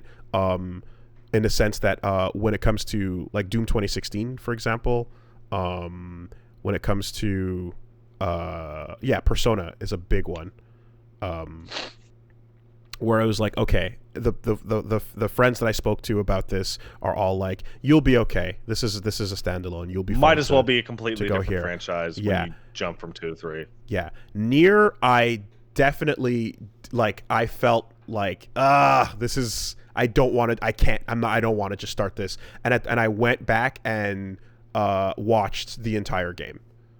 I watched the entirety of Gestalt, So like that was one of those cases where just like I would feel like I'm like, but what if though? I don't want to be in that situation. And then it turns out like, yeah, that was correct. There's a bunch of cases where I do end up jumping in the middle, but like I usually feel like I want to check with friends to make sure that they're like, do you think this is okay or what? You know what is actually a decent one that I would actually say you can jump into with like a 2-hour YouTube session prior is Witcher. You could totally go and watch like a video breakdown of the basic outline of events for the first 2 games, and you'd be pretty fine going into the third one. I mean, that's the thing is like NieR kind of was the proof of like concept in a way, because like watched the entirety of Gestalt and then watched the full breakdowns of all the Drakengard's, like I made sure to do as much homework as I could within the time frame before going into Automata, and it paid off. Even in the small bits, it paid off, There's a lot of stuff that pays off with the Witcher series, but the problem is that the Witcher 3 is the first one that's like a real video game for human beings. And Witcher 2 is like a fucked up Polish game, and Witcher 1 is like a fucked up Polish game made by space aliens for space aliens. I love Witcher 1, but Witcher 1 is a fucked up game made for crazy people. Well, I was going to say that every once in a while there's a franchise where people that are into the franchise actively discourage you from catching up. Like no one will tell you to go play Zone of the Enders 1. No one. It's Zone of the Enders 1 is wild because there is literally nothing in that game of value other than like the basic story events compared to the second one. And the intro of the second one just sums it up in like a 45-second cutscene when you meet Leo. As does the button on the main menu that goes like, here's what happened in Zoe 1, And it's like a minute. So, it's like nothing. Yeah. And the length of it as well, but it's also so short that you might as well just do it. There are 3 enemies in Zone of the Enders 1. Yeah. So that's it. Like it's so incredibly digestible in such a short period of time that it's almost like you might as well. But yeah, that's a bit of a weird one. That's a bit of a weird one. Like the franchises where they're like, no, stay away from the first game, please. It'll fuck up. DMC2 is a good example. Uh huh. Uh huh. Hey, I'm gonna play through the Devil May Cry series. Okay, here's the order: 1, 3, 4, 5, done. Mm-hmm. Wait, what about 2? What are you talking about? Are you alive? Who are watch the live action commercial for 2, and you're done? Yeah, that's the whole thing. So yeah, that was me. Okay. I should give Halo another shot. I feel very stupid. That's probably the worst I've ever done to myself in terms of like a medium. I mean, considering the scope that the franchise went to, yeah, probably. Especially considering I then went on and later played the shittier follow-up series by the same company. And keep in mind, like, I'm not touching multiplayer at all. I'm just doing the campaigns. Oh, by the way, so one of the confusions that I'm seeing from folks is that, Pat, how is Halo 3 your favorite if you played like half of it on like a TV inside a GameStop? And that's because I actually played a shitload of the multiplayer and became that person that was like, I don't get what story the Halo, whatever, but this fucking Mongoose custom map with rocket launchers is fucking awesome. Yeah, that's cool. I mean, the multiplayer pretty much allows you to just judge it mechanically for what it is. Yeah. So and I know that. And then Call of Duty 4 came out and was like, wait, why do people care about Halo when this hotness is around? Well, I like, forgot about the series. I like big dumb alien guns. Yeah. Let's see what I do this week. I did. To be fair, I've never really given real guns a chance. Well, there's your clip. What? Okay, wait. Do you mean like real video game guns or real guns? Real video game guns. Like, for the most part, I watched my brother play some, and I had to test a few, but I never really went down that. Real video game guns. They don't have the flash of a big sci-fi, plasma, whatever. Mm-hmm. But the games they're associated with usually have some gimmick to, like, some aspect to them that will lock it in. So for me, it was, I thought real ass video game guns were lame as shit until the day that I was playing Battlefield Bad Company 2, and I picked a sniper rifle and fired at some guy, and because of bullet drop, I had to fire like half the screen above where the dude was. Mm-hmm. And I hit him in the face. And I got a headshot. And I was like, whoa, yeah! And then I'm like, okay, maybe real guns can have some cool value. That sounds dope. Yeah. And it happened the one time, and I've been trying to recreate it ever since. Snapshot king. Yeah. Well, that's a hit scan thing. Well, I mean, look, if the theme of Wooly's 2020 gaming career is challenging assumptions, like, I have to be real in that, like, yeah, those games are the realistic guns are a thing that, like, I kind of never gave a fair shake out of disinterest, so, like, I'm definitely in the process of learning that, like, that is a thing that I might be convinced otherwise on, because feeling is believing, Mm-hmm. Yeah. Oh, I like that. You just think that up just now? Yeah. That's good. I like that. Feeling is believing. Because seeing ain't enough. What'd you do? All right. So there's 3 games I want to talk about. Okay, let me go hit my live Barbie. And actually, no, shit. 4 games. Jesus Lord. Okay. One is Devolver Land Expo. Did you play that? No, is that something that came out with the show? Did you watch the show? I watched. No, I just saw the announcements afterwards. Okay, so the Devolver thing was about how everyone stole Devolver's idea to steal the idea of lives from Nintendo. Okay. So fuck them and fuck that. We got to go next level. And in the middle of the fucking thing, they announced Devolver Land Expo, which hit Steam, which is a full like hour-long game where you go to the E3 Convention Center, which is now completely taken over by Devolver. Wow. And you have to shoot security bots with a TV cannon as you go through the booths for Carrion and Serious Sam and Shadow Warrior. You go to a virtual trade show. And the objectives are watch trailer for Fall Guys. Trailer complete. And then you go and have to dodge lasers and fight a boss. That is pretty brilliant. It's like a giant ad. That's pretty brilliant. And it's the fucking best thing, because everybody who's streaming the Devolver thing immediately downloaded and played through the whole thing, which included watching multiple of those trailers again. They announced that at the walk end of into the the show. booth and like point your camera at like the screen where the trailer is, and it full screens the trailer and locks you in for most of it, and gives you big like marketing objective complete symbols, and it's great. It's fucking awesome. That's brilliant. Really, really cool, impressive. The other game number 2 I played yesterday, which is why the podcast was delayed until today. Pardon for live and non-live viewers. Was a Superhot Mind Control Delete, MCD. which, for confusion purposes, I'm gonna say they should have just named Superhot 2.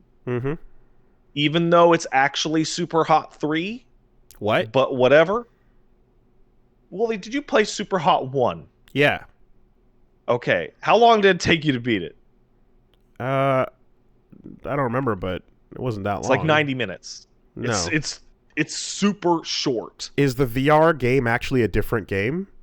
VR game is a completely different game. It is Superhot 2. Oh, fuck.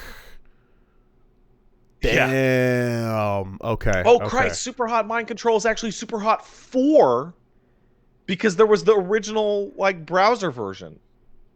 Oh, well, sure. All right. Anyway, so the thing that I remember the most about Superhot Original was that it was like the perfect encapsulation of that era's indie games, which was like every single level is meticulously detailed, and they all start with like wrong place asshole as like a big text thing, and then you're behind a bar and you have to grab the gun, and it's a very meticulously based level.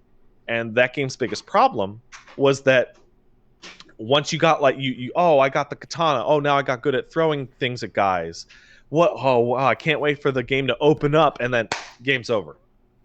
Right. Like, the game's got like mechanically 40 levels. Mechanically, though, they do bleed the features out to you like over the course of that journey. Yeah. But and then and then you get to the point where you're like, cool, I've unlocked all the or I know how to do all the mechanics. How many levels am I going to get to play? 2. Like yeah. And then there's just all the challenge rooms where you whatever. But in terms of just the main missions, I just sorry, small interrupt. Dear God, please, can you just?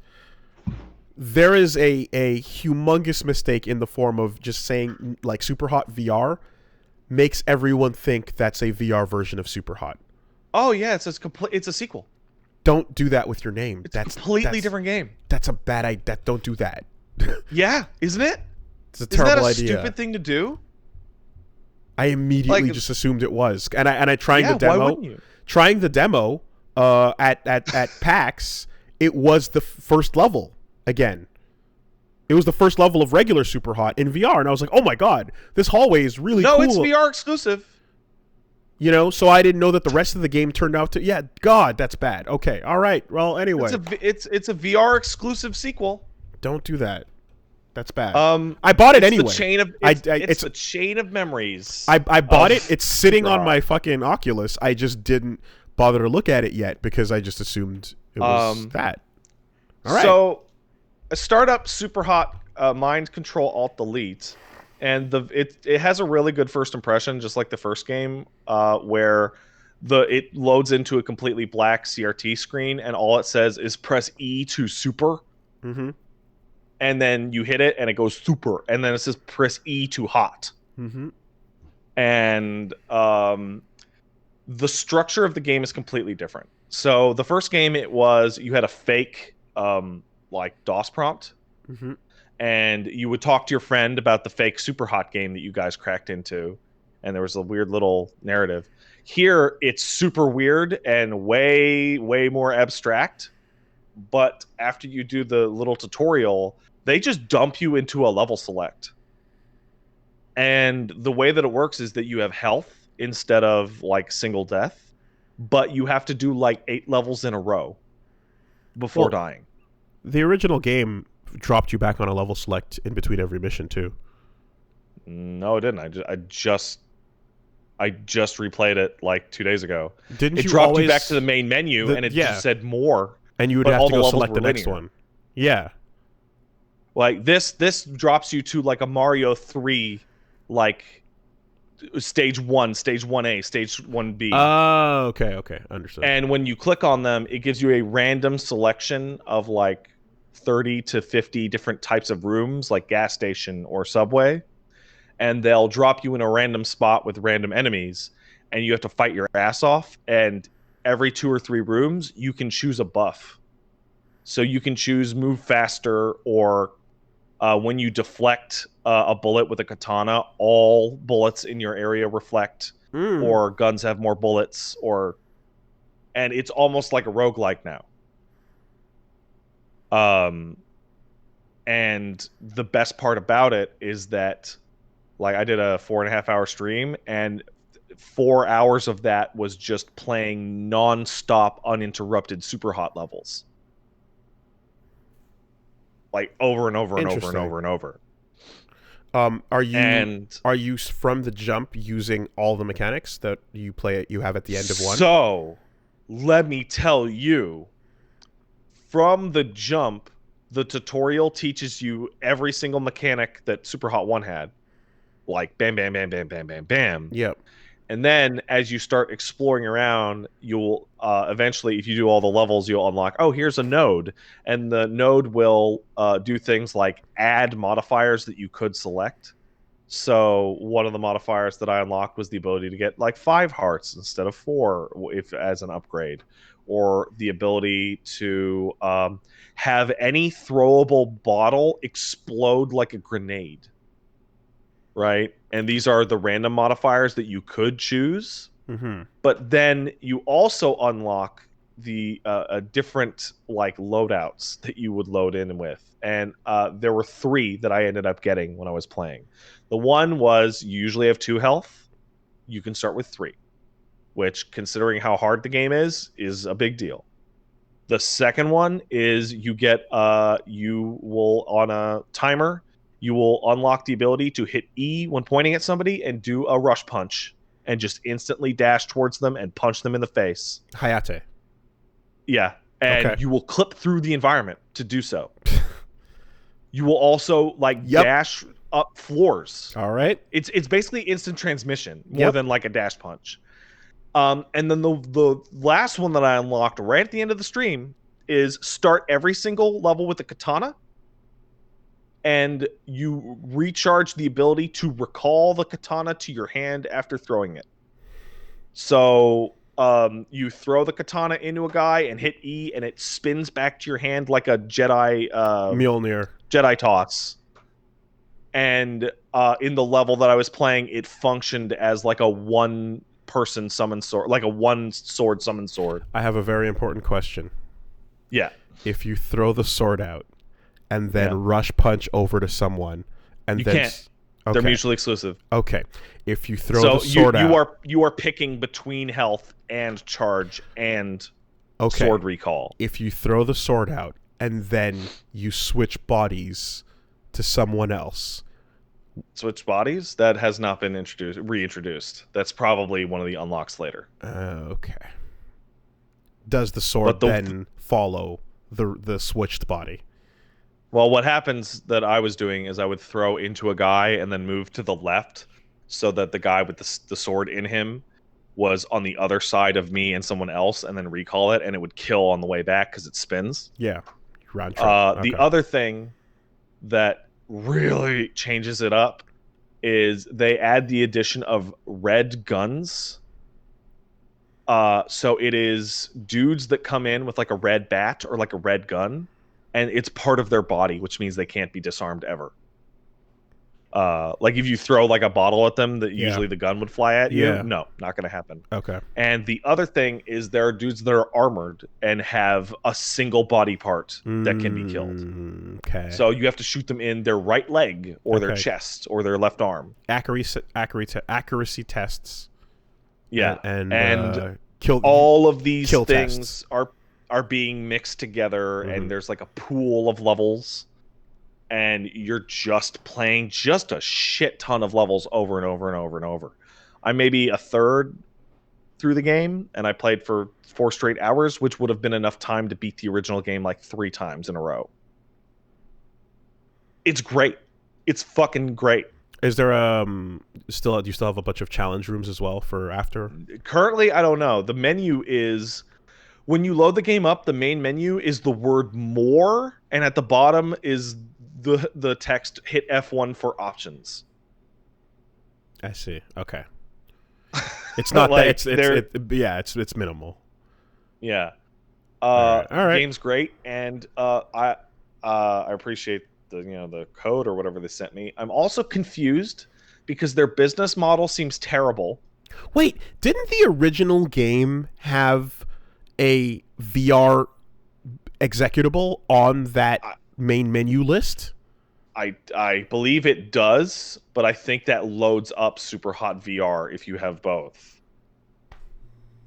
It doesn't load up Superhot 1 in VR. Yeah, because Superhot 1 has a lot of movement. So here's the thing that I don't understand about Superhot mind control delete. And if you are listening to this podcast on July 14th or 15th, this is of much more interest to you because everyone who owns the first game gets Superhot mind control delete for free. What's up with that? Including people who buy it today or tomorrow. What's up all the way up until the release. Why would you? But they have a big FAQ, and one of the questions is why. Why? And they're like, we are really thankful to all of our fans who supported us over the years. But it's a really good game that deserves money. Especially since the first game is $10 and the second game is $20. I don't support this campaign. It makes no sense. I don't support this campaign. I don't want Superhot 2 for free. I want to pay for it. It's that good. I see in the chat, I thought it was a free DLC for the original. Well, if you own the original, it might as well be. That's bullshit. It's super dumb. Fuck off, guys. No. Like I super duper love the game and need them to have some money. That's garbage. Fuck off. I refuse. I don't get it. I don't get it. Get out of here with this. It makes no sense. Fucking Hollow Knight shit. The game is super hot. It retains being super hot. You will probably enjoy it a lot, Wooly, if you play it. Oh my god. If you enjoyed the first one at all. It's also super simple, so I don't really have all that much left to say. I also played, this was on a recommendation from a friend, and I've been playing this a lot more than I thought I would be, late at night, and waking poor Paige up because I've been yelling. Have you ever even heard of the game Project Winter? No. It came out May of last year. So it's been a bit. It's been around. And a friend of mine got it and was like, and I came into like the FF14 Discord where all my raid buddies hang out, and they're like, you got to get in on this. I'm like, okay, what is it? Willie, did you watch John Carpenter's The Thing? Not yet, unfortunately. Really? Holy shit, you should. I know. Okay, do you For remember? plague's sake, I'm going to. Do you remember playing Deceit with the Rooster Teeth gang? Yes. It's that, but really blown out into a big giant thing. So you are. This was your description of the astronaut game last week. Yeah, it is very similar to Unfortunate Spacemen. Right. It is a 5 to 8 person game. Mm-hmm. You could play with less, but Christ, the numbers just don't make a lot of sense. And it is mostly survivors, and it is a couple traders, and it is a top down. It looks like Diablo kind of thing. A little survival game where you get 30 minutes to an hour for your group of survivors to repair a generator here and then cross the map and find a helipad and repair that. And there's all different objectives, right? And you're doing stuff like chopping down trees to get the materials to make repair parts. Meanwhile, there is your random blizzard where you can't find your way and the view zooms in super deep on your character, and then you're dying of hunger and warmth. Mm-hmm. And while all this is happening, a couple people are traders and are given radios to talk to each other privately in voice chat, in their own personal voice chat between them. And they're walking around secretly sabotaging shit, icing people when they're alone, stealing all the resources and then dumping them down a pit, poisoning people's food, etc. And it's a fucking blast. When did this come out? This came out May of last year. Okay. Haven't heard of it at all.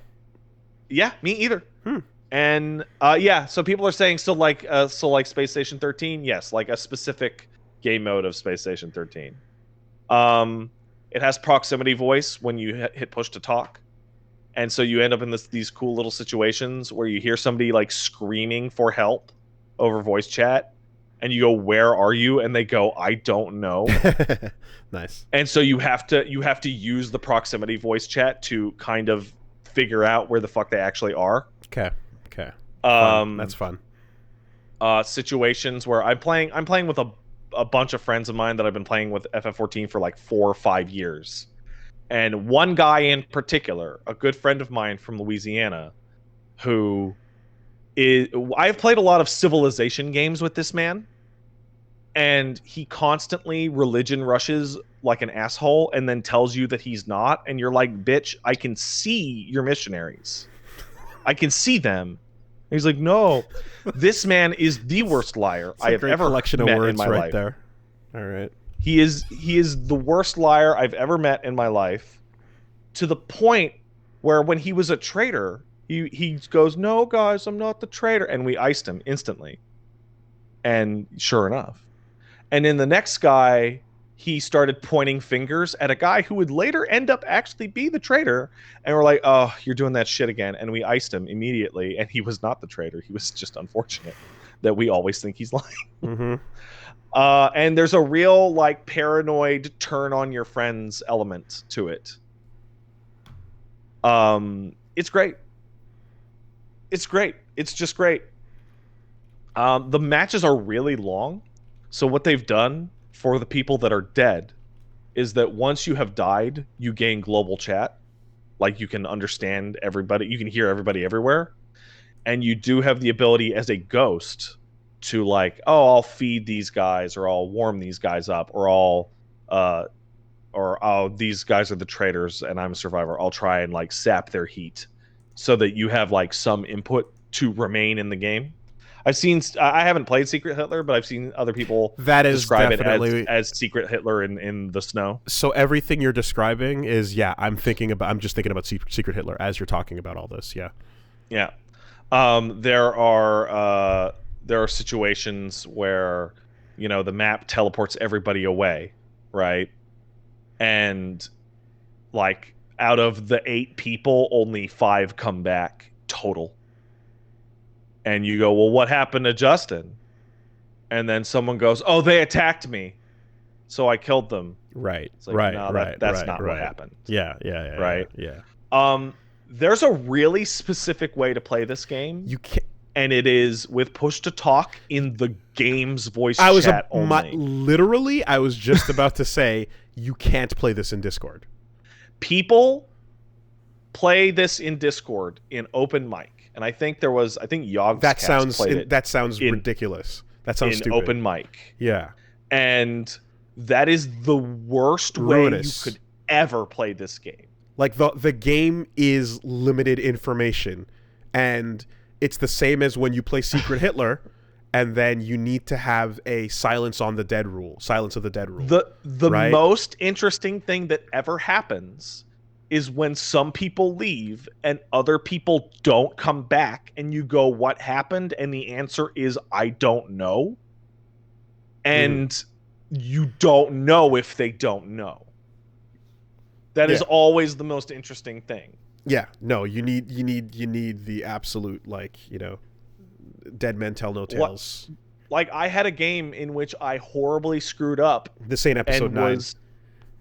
Was one of the most interesting games I played, despite not getting to play at all, where I spawned in as a traitor, and a friend of mine who's much more familiar with the game also spawned in as a traitor, and we decided to go he calls it you can play 2 sheep, 2 wolves, or 1 sheep, 1 wolf, right? Which is one person fucks off and just grabs a bunch of resources to mine everything, and one person stays behind and pretends to be helpful but is actually sabotaging the whole time. And the instant I walked out of line of sight, I got killed by a bear. And I got killed by a bear at some ass end of the map that no one would ever find me. And so I'm dead, and I can't affect almost anything, and I can only just watch for the remainder of the 40 minutes that these guys are going. So there are threats besides the traders. Oh, yeah, no. Cold, food, animals, time. Yeah, okay. So that makes it complicated then. Yeah, okay. Right? Fair. It's very easy to actually just lose your way and to die. Right. And then people assume you got killed, but you didn't. You died. And nothing happened. Right? You just fucked up. And then you can't tell anybody anything. That sounds good. So my friend goes for a play, and at the 35-minute mark gets killed. And now both traders are dead, and the survivors have the full squad of 5 and have 35 minutes to complete an objective, which is, with this situation, kind of easy, right? And I get to sit in voice chat listening to all of them talk for almost half hour, hearing them worry about where I am and whether or not I have damaged things that they've already repaired, and whether or not I'm sneaking in to steal things from them. And I'm like, I'm a corpse at the ass end of the map, and they're all freaking out as to whether or not I'm behind them with a gun. And then they fucking finally win, and they go, "Oh my god, Pat, what were you doing?" And I go, "Nothing. I was dead the whole game." And it was still an enjoyable experience for everybody. The art style of this game, we need a word for this, like rhyme, Devolver gamey style. I tend to call it like almost untextured. There's a couple of these now. Yeah. It looks super flat. It's definitely flat. It is somewhat, it is like flat shaded, Yeah. Low poly, but like high, but still crisp, high res, low poly. Like, there needs to be an exact term for this that I don't know what to call it. It's also like, it's one of those games that it's secretly been out for a while, so it has like it's polished. It has a DLC out that's basically a zombie mode where there's one trader and you're slowly turning other people into traders. Stuff like that. And on top of all that shit, there's a role system. So there's trader and you have survivor, right? But you also have, this guy's a medic or this guy's a scientist and shit like that. But there's a hidden role, which is identity thief, which is steal the role of a dead person, which creates a weird situation where, say you have 8 people and 3 traders and 5 survivors, but one's a defector, right? Mm-hmm. Say they figure out, oh man, Jimmy was one of the traitors. We killed him. Mm-hmm. Well, when people aren't looking, you steal Jimmy's traitor role off his corpse. And now you're back up to 3 traitors. But you were not a traitor. You were not a traitor initially. You basically are supposed to wait out the game and then steal an identity off a corpse that you think will be the one that wins the game. Okay, so yeah, so betray if you want to type of sense. So I had a situation where I thought we had it in the bag. I thought like I was a defector and we were all like the survivors were crushing it. I'm like, I got this. So when me and my pal Justin were alone, I tried to kill him to take the survivor role, and then I was going to blame it on a bear. And sure enough, I picked the wrong time, and my other 2 friends came around a corner and went, Pat, what the fuck are you doing? And I got killed. But I'm not very good at it. But it's a blast. It's great. Well, I mean, it sounds like one of those games where, like, the more you know the people you're playing with, the more you can just crush it. So they do one thing in the game that is specifically to combat that. And it is something that Unfortunate Spaceman also does. If you're playing with people that you know, no amount of obfuscation is going to hide my voice or your voice, right? We're going to know. But if you're playing with randoms, you don't just have the ability to kill people. You have the ability to take their Steam name and their character's appearance.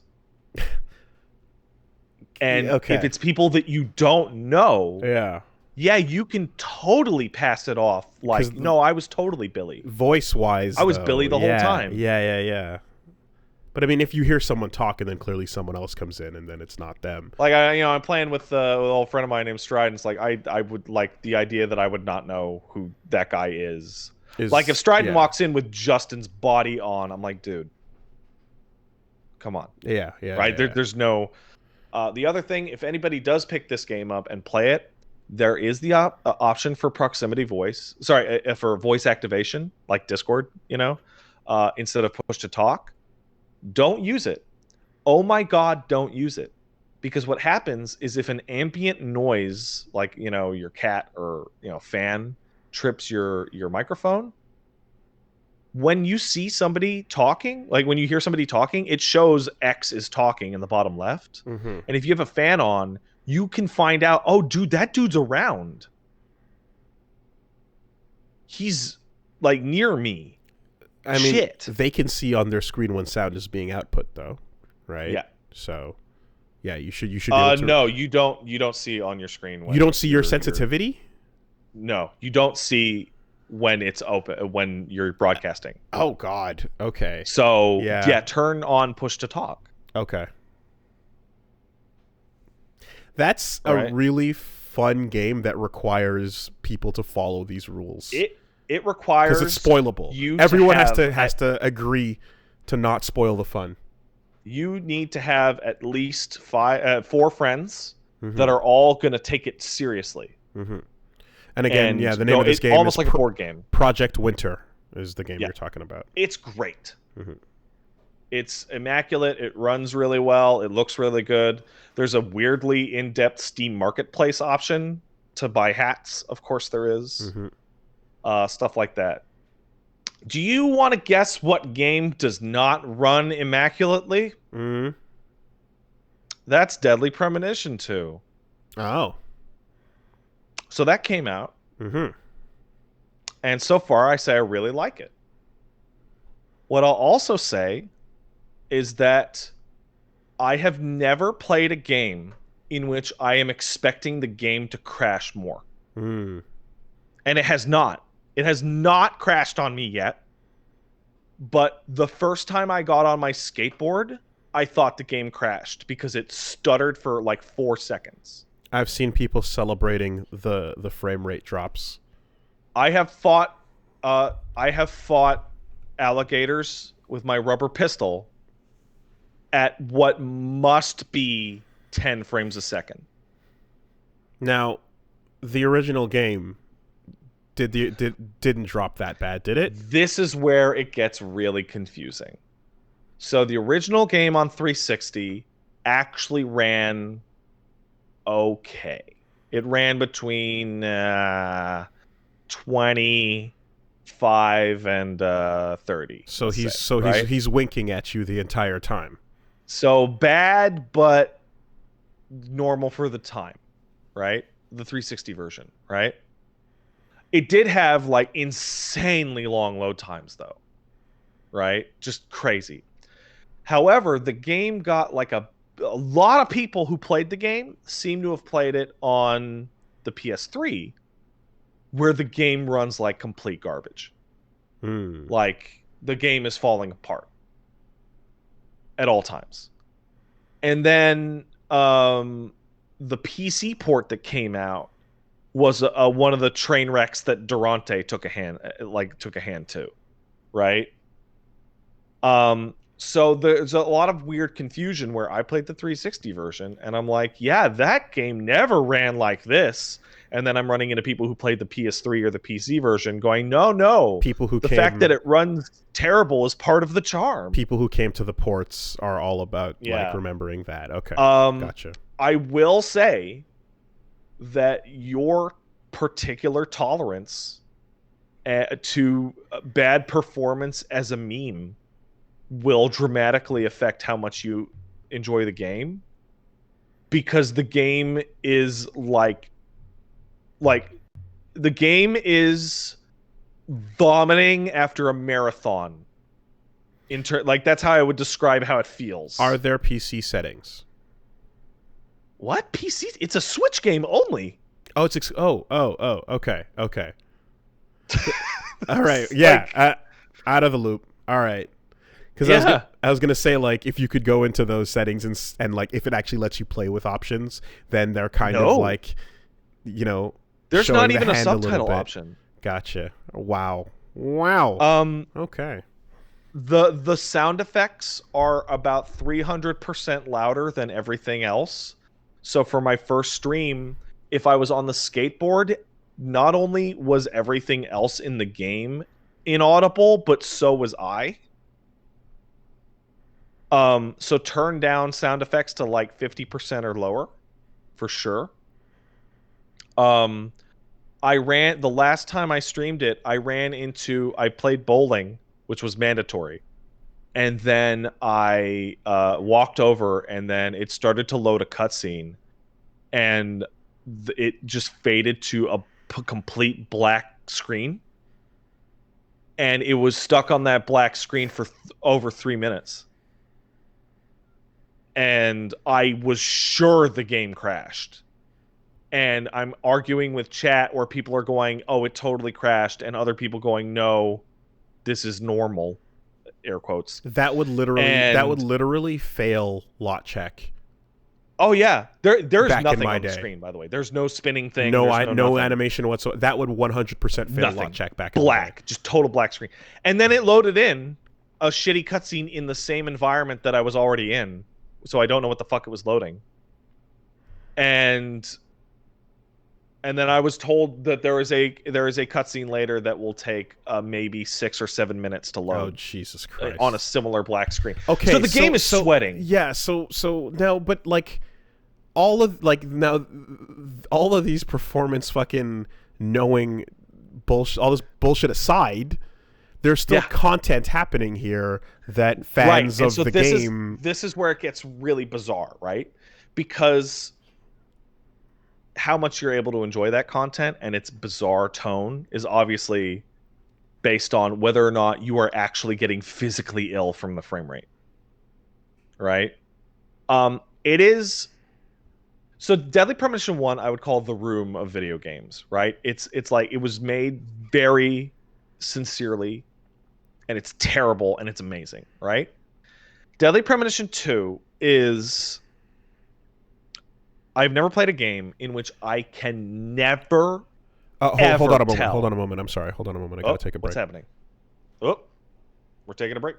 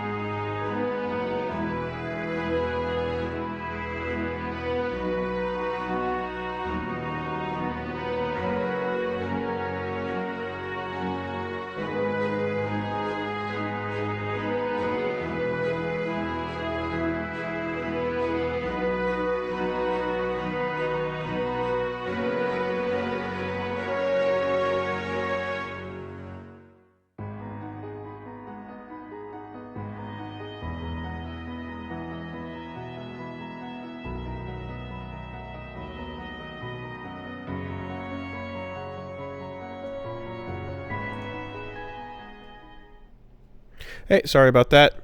Delivery's at the door. I think it's absolutely incredible that when I'm in the middle of talking about load screens that go nowhere and take forever before you can get to the cutscene, Hmm. we put the goddamn podcast into a load screen. That's correct. Yeah. What the hell was I talking about? Oh, right. I am never able to tell something about Deadly Premonition 2, and that is this broken, fucked up because it was designed wrong, or on purpose? It is impossible. I can't tell. The fact that the fucking killer bees side quest that you have to punch 30 bees for 20 minutes to get like $10 is terrible. I assume that's intentional.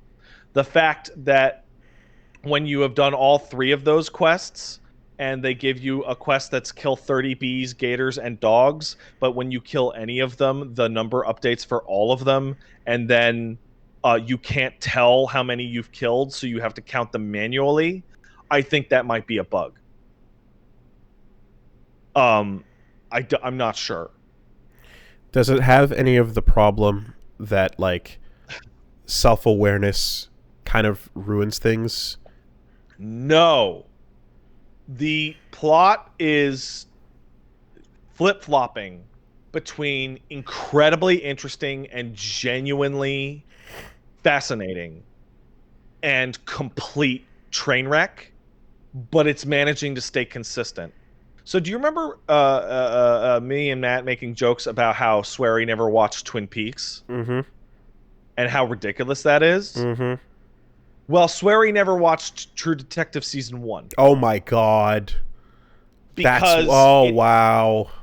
That's where we're going now. Because it takes place in Okay. It's a two timeline story in which you're talking to York, who now is losing his hair and has gray hair and is smoking and has a handlebar mustache in an interview. Oh my god. And it's flashing back to the Deep South when these weird murders around an altar happened in the bayou, right? And Jesus.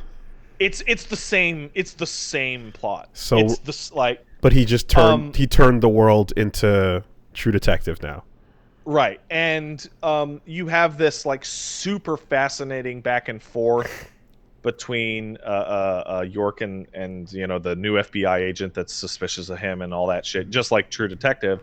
And then you'll cut to York screaming about a triangle that someone shouldn't have touched, and the voice acting is like, his line reads are wrong, and like he's supposed to be screaming incoherently, but he's just going, don't touch, blah, blah, blah, yelling, and it's like, what the fuck is, like, it's a madhouse. And you'll have a fucking sequence where York is talking to a painting that he thinks is a voodoo ghost, and then he starts like imitating him and doing like a southern black accent, and you're like, Okay. And then you'll go to the diner, and this nice, completely normal lady will explain to you at like for 10 minutes the difference between Cajun and Creole food. Okay. And it's super in depth and legitimate. And it's a fucking trip. Does it have a like a mouth agape the whole time staring at the screen? Does it have a banger opening theme like True Detective did in homage? It does. You can watch it. It is a ripoff of the True Detective. Oh yeah. When the last light warms the rocks, I'm serious. The rattlesnakes unfold. Like, Wooly, Fuck you don't have to fucking listen to it, but I'm gonna send you the link in Discord. That's great. And like skim, like just look at the goddamn thumbnail. That's important to. And like, there's even a shot at like 45 seconds of like, I think it's the same oil refinery in Louisiana that is in the True Detective opening. Okay. The Deep South. Yeah. Like, Oh, it is obvious. nice. It is. Okay. Um, That was a good season. so the game is like, if you were the kind of person who liked Deadly Premonition 1 for the feeling of what the what, why, what, like, that permeated the whole game, in addition to a actually really great story underneath it, this is totally doing that, but it is just more busted and more weird and like, well, I'm sure you've seen like a single screenshot of York riding a skateboard. He rides a skateboard, Okay. right? And you can do tricks. The reason he rides a skateboard is because that's the only way to move around in the game at all. You don't have a car anymore. At all. And okay. The reason is because when York was at a restaurant, someone stole his car. Okay. And left a skateboard. So he's going to use a skateboard. And you're playing the game, and are you like, do you use a skateboard because if you had a car, the game would crash? Because the draw distance would fucking kill everything? Because when you hit top speed on the skateboard, the game runs at like 8 frames a second. Yep.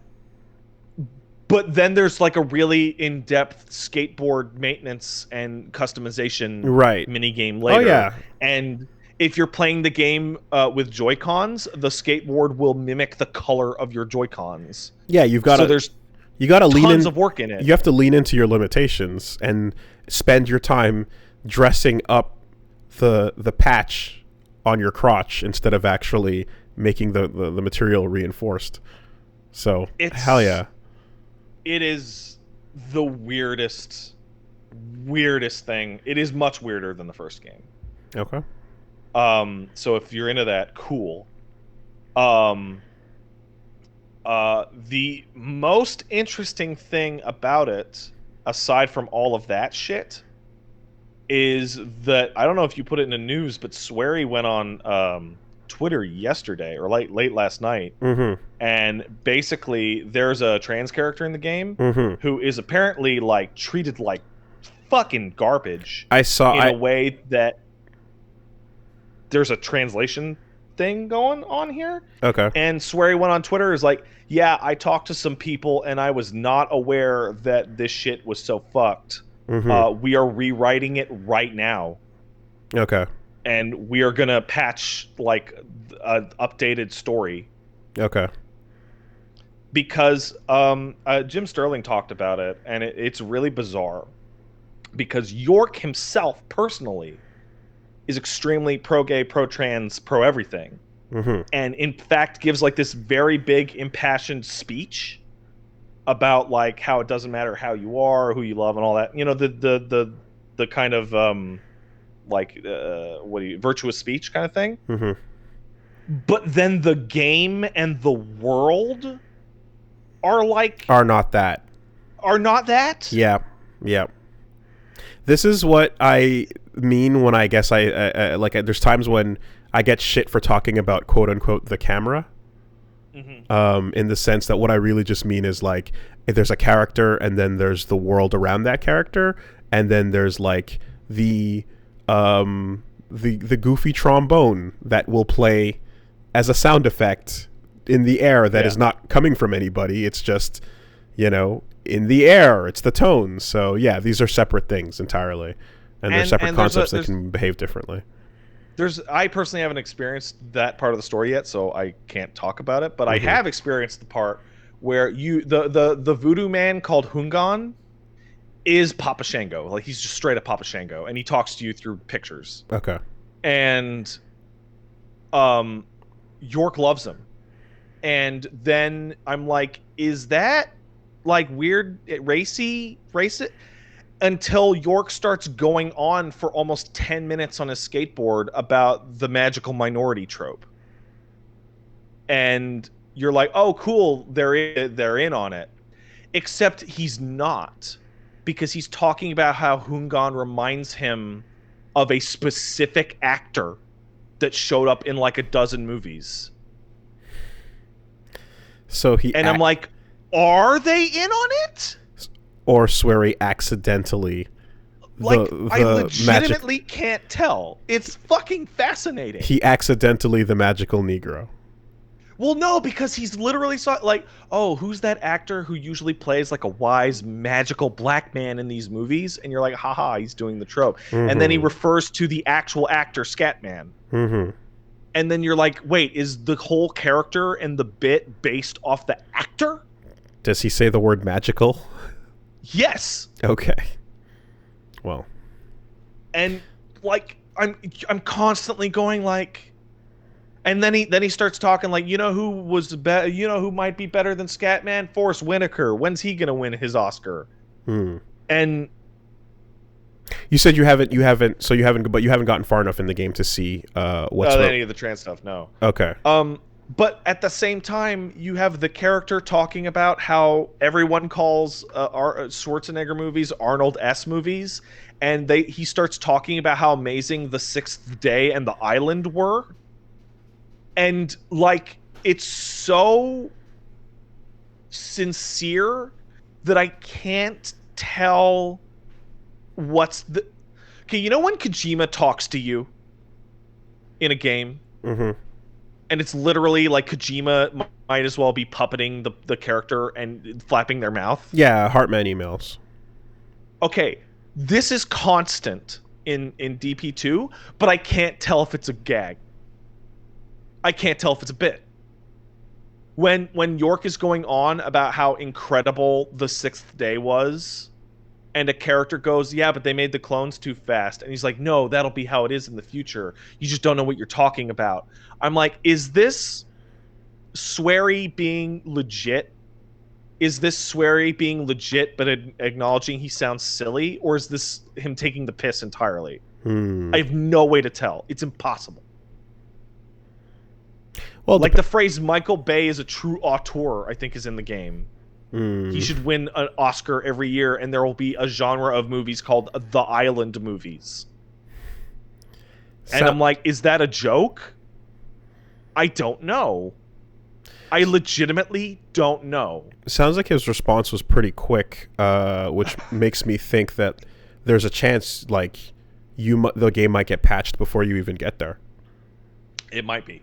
There's also a weird thing where I'm not super sure how good Swery's English is, because he kept retweeting articles that say the game is unplayable because of the frame rate. And then a few days later, he was like, yeah, we might be working on a patch for the frame rate. So it's possible he was just retweeting any article that had the words Deadly Premonition in it. So even the director of the game, as a human, I don't know if it's a bit.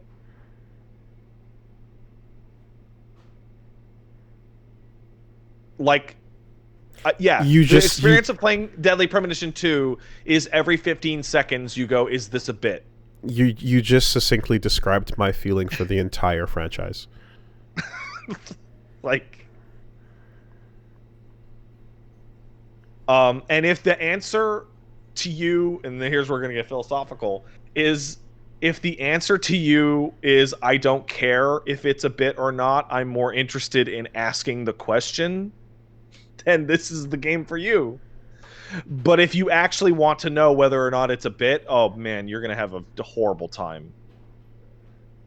It's like a fucking Andy Kaufman skit turned into a video game. Director of Last Blade 2. Isn't that crazy? Wild. Isn't that?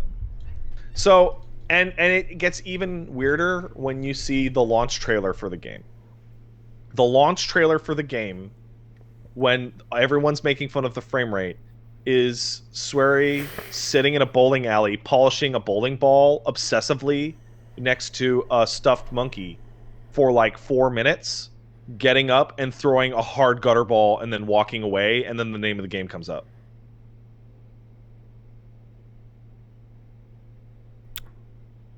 Is there a lot of whistling? Yes. All right. There's even a jank that I feel is a trick.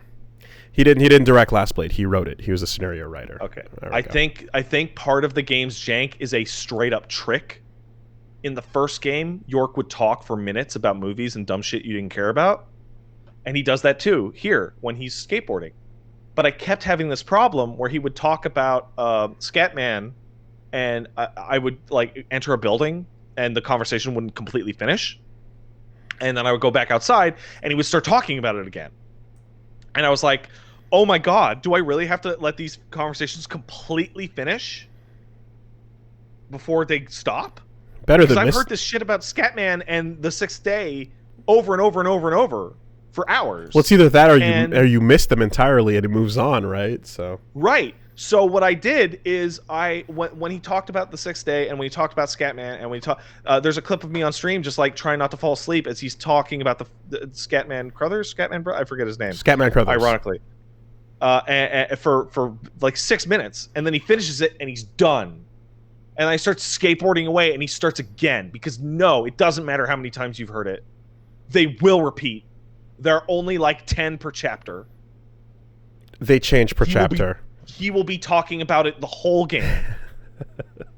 There is no escape from this discussion. And I'm like, I literally sat there and listened to it multiple times to remove this dialogue, and now I did that for nothing. So it's just gonna, and like that has to be on purpose. That absolutely has to be on purpose. Does it add the new one or does it replace the current one? Apparently, I saw a clip of somebody playing when I was looking how to do a quest where he was talking about something different. So I only imagine that when you progress, certain ones get added and certain ones get removed. But it's just fucking crazy. The only thing I will say that I am 100% sure is a bit and is a fantastic addition to the game is there is a child character that hangs out with you for the whole game. Patty is like a 10, 11-year-old girl who is smart and like kind of a shit kid, and she functions as the character that I didn't know this game needed, but it does. And it is York is talking to a painting that no one can see about how he has to knock over 10 pins at the bowling alley in order to solve the case. And Patty looks at him and goes, "What the fuck is wrong with you? What are you talking about? Why?" And he goes, "Oh, you stupid kid. You just don't know how the FBI works." And she goes, "I don't think... No. That... So she's... Shut up." She's the straight man to his weirdness? She is the straight man. And Okay. she is dead on. And she is smarter than York. But York exists in a universe in which random chance just dictates FBI investigations. So he ends up always being right, and it's infuriating. Like, you go to a voodoo store that's staffed by an albino guy doing a fake Southern accent. And he's like, "You need to buy this gator doll." And she goes, why are we here? Why do you need to buy this gator doll? It's junk. He's ripping you off. And York goes, "No, it's so important. Don't you see it's destiny?" And she's like, "That's stupid. You're stupid." Because it is. And then you drive across town, you skateboard across town to leave the tiny gator doll in front of the bowling-obsessed old lady's house so that she's too scared to leave the house, so that you can go to the bowling alley, knock down 10 pins for a strike, and then she'll show up late and see your strike and tell you a piece of detail about the investigation, which is that the murder victim was a drug addict to the secret super red seed drug that is in the South. And he looks at Patty and goes, see, I told you that gator was important." And she just like is like, it's great. It's great. Feels putting like a normal human I was going to say, being- it feels like the receptacle for everyone's normal thoughts being existing in the world is probably a good idea for a world like this.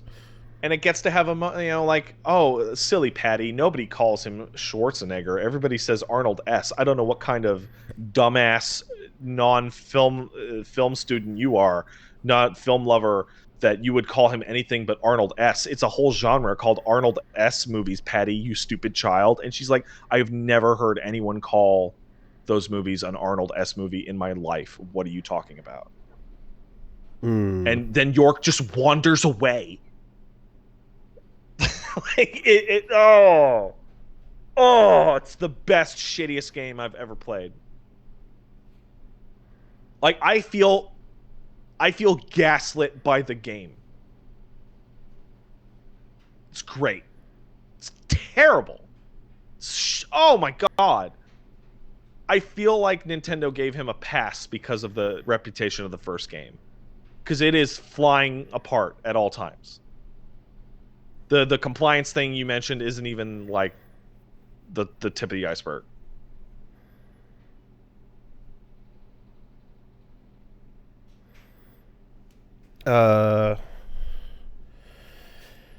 Yeah, that's Deadly Premonition is just forever a question mark, man. It's just it's a permanent question mark, and I get the feeling that even hitting the credits on that, it just changes the color of the question mark. Sure, I guess. I don't know. Because it doesn't sound like definitive answers of any kind whatsoever will ever be a part of the discussion. Well, no, because you don't really want them. Yeah, I guess. Because so. if the answer came back, no, the team is just incompetent, that's not fun. What's fun is who would do this on purpose, followed by the question of would anyone do this on purpose, followed by the question of this must obviously be broken, followed by no, wait, it's totally on purpose, I think. Do you know anything like so? Apparently, Swery's had trans characters in all of his games. I don't know about that, but I know I did not play The Missing. Okay. All I know is that everyone talks about how amazing The Missing is. Well, I did play it. I just don't like the gameplay. I played the first half an hour or so of it. Yeah, I played it and I didn't like the gameplay, but everyone talks about how incredible The Missing is, and to the point where apparently The Missing is like so positive that whereas you might have thought ill of Swery on the Deadly Premonition 2 stuff, everyone who played The Missing is giving him a free pass and going, no, we know you're cool, man. Because which I've never seen ever. Although it's a weird thing. If it's a weird thing for that to happen after the fact, then if things were done okay in The Missing, Yeah, well, the state of Japanese trans discussion is probably really fucking weird and not great. Because Japan is like super not on board with a lot of stuff. Like, I don't know, child pornography is really bad, guys. It's like, oh, we just don't talk about it. Just don't talk about it. Boxes and boxes and boxes.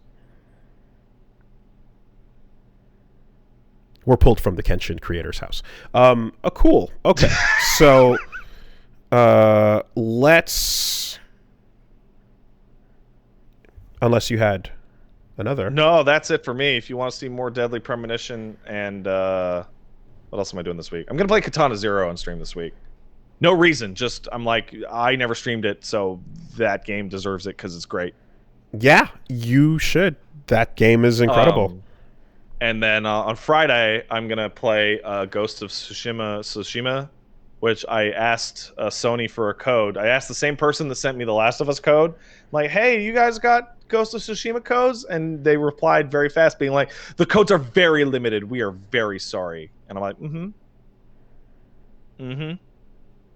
I bet.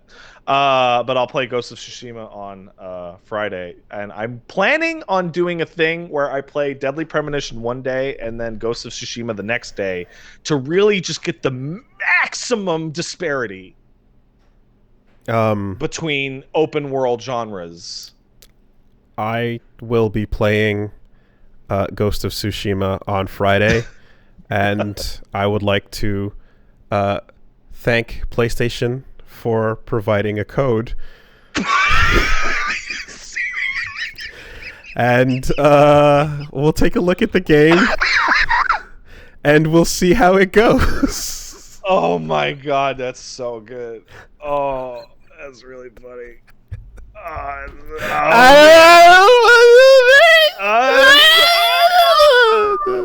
That's really funny. Oh man. All right, so that'll be at twitch.tv/PatStaresAt. It usually starts at 4 p.m. That'll be over at Wooly Versus on Twitch, probably at 1 p.m. Okay, perfect. And hey, let me ask you, when did you ask the guy for the code? I didn't. I was approached. Oh, they just sent it to you? In fact, one of the packages is something to do with that. So there's some stuff to take a look at. Yeah. One of the packages? Like physical. Yeah, there's some exactly. Okay, that's what happened to me with Last of Us. They just came out of nowhere and said, "Hey, do you want this?" I'm like, "I'll take it. I'll fucking take this." Excuse me. Yeah. So that's fucking. It was literally just out of nowhere, out of the blue. You know, cold approach. So that's hilarious. Oh Christ! I forgot. I also played 2 other games, but I'll do it in 2 seconds. I played Ori and the Blind Forest, the first one. Beautiful game. I think I hate it.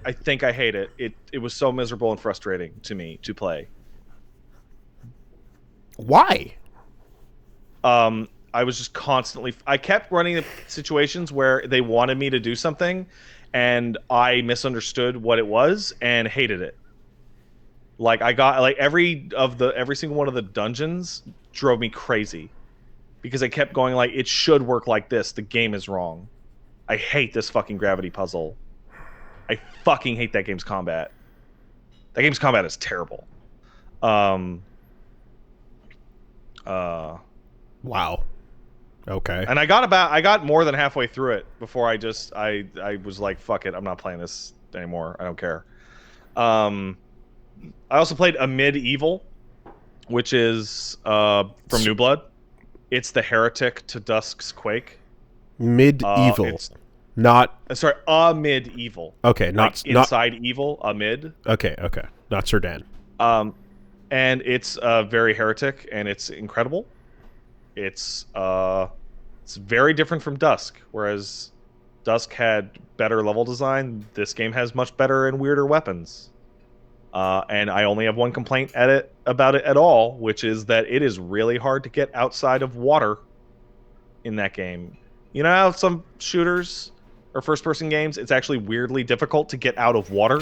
Yeah, I had that recently with, had that in Doom Eternal. I had that in Half-Life. Yes. Water kind of sucks. I was playing a level in a Medieval in which there were a lot of sections with water, and I kept like struggling to exit it. And then near the end of my stream, I could not exit it at all and got shot to death by enemies because I could not get out of a little pool. That is my only complaint about that game. Aside from that, it is incredible. Sucks. It is a first-person shooter where your default weapon is a big battle axe, and it is the best default melee weapon I can think of in a first-person shooter because it does tons of damage, and when you swing it at an enemy, it will suck them in to get hit by it. That's pretty cool. So it solves all the problems associated with, like, you know, depth and, you know, melee weapons in first person. Awesome. I am a fan, though, of the you described it in Superhot just now. I've described it in BioShock 2, and now the Arbiter's Blade. Lock on and fly in that direction. Yeah, that's pretty for good. Better and for worse. Yeah. Where you end up, that energy blade, it's a dash. Where you end up, nobody knows, but you're going in that direction. Also, you know what's rad? Better than water under first-person shooters underwater is first-person shooters in low gravity. You jump outside the ship for a moment in the first mission in Halo 2, and you're space jumping. Yeah, it's good shit. If you want to do stuff like that, just like don't make it underwater. Make a space jump. Make it in space. Yeah, space is fun. All right, that's it for me. That's a lot this week. Okay. So yeah. Before we go to the next sequence, can we take a break? I got to get some packages that are sitting outside right now myself, actually. All right, go do it. BRB. All right, so I'll see y'all in a minute or two.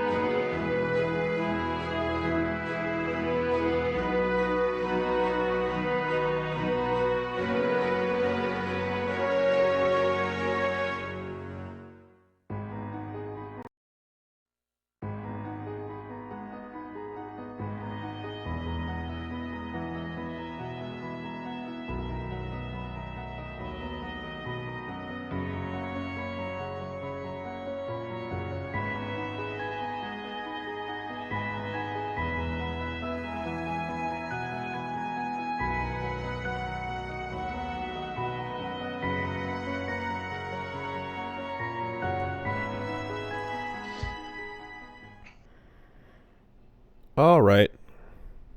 All right, we're back. I got cat hair on me. Deliveries are done. Excellent.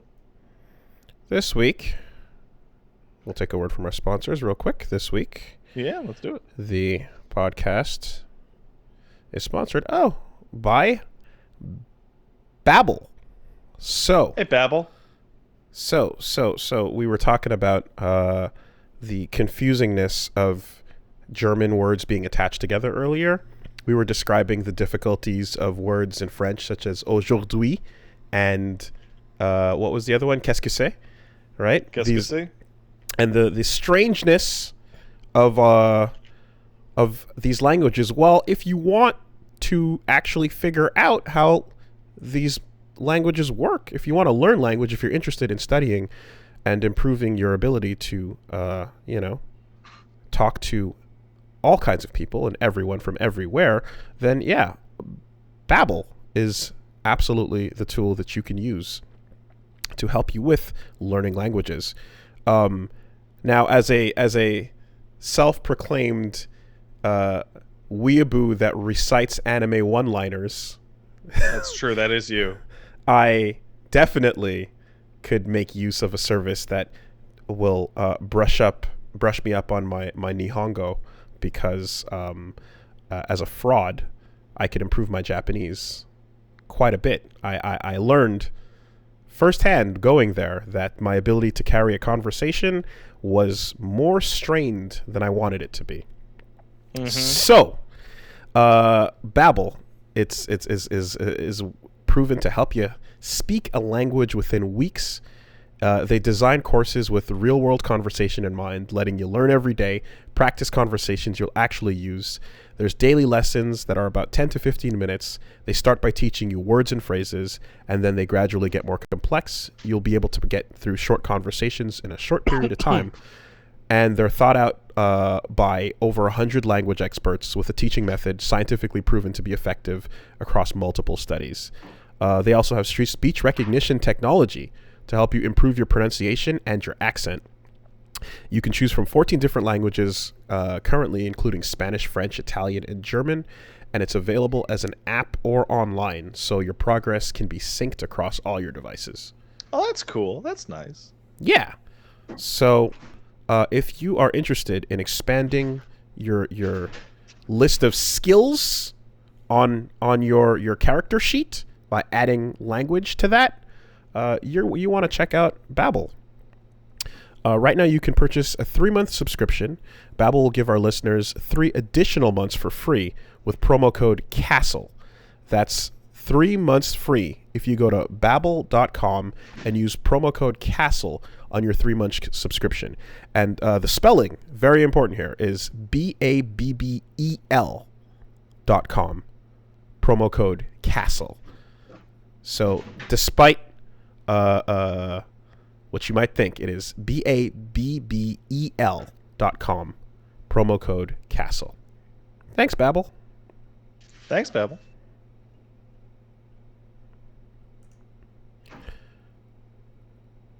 Yeah, we're good. Let's check the news. What's new with the news? Death Stranding came out today. People seem to like it.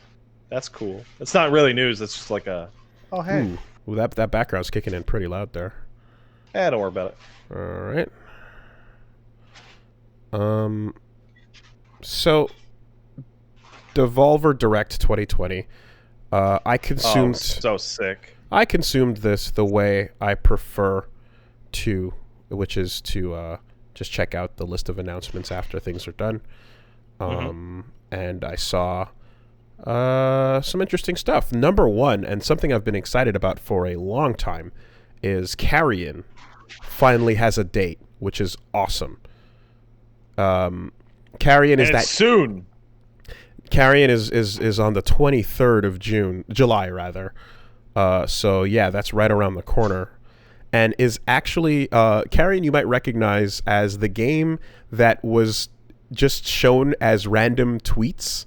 Because I remember, I don't think there was a name for it yet. I don't think the monster was finally designed, but there was just visuals of a, like, world, Flesh beast. a flesh beast consuming a bunch of things on a Metroidvania map, you know. And nowadays it looks like it's fully become it's fully gotten to where it's going to launch with this flesh beast that you just reach your tentacles out and grab things in and absorb them, and shit's rad. You're a creature that just fucking grows Becomes and flesh. Mm-hmm. It's nothing but tentacles, mouths, and eyes. So yeah, carry-in drop-in on not PlayStation. Yeah, everything but, right? Yeah, Xbox, PC, and Switch on July 23rd. So someone got a little deal hook up there. So when I was watching this trailer and like Carrion was doing all its Carrion like things, all I could think of is Katamari.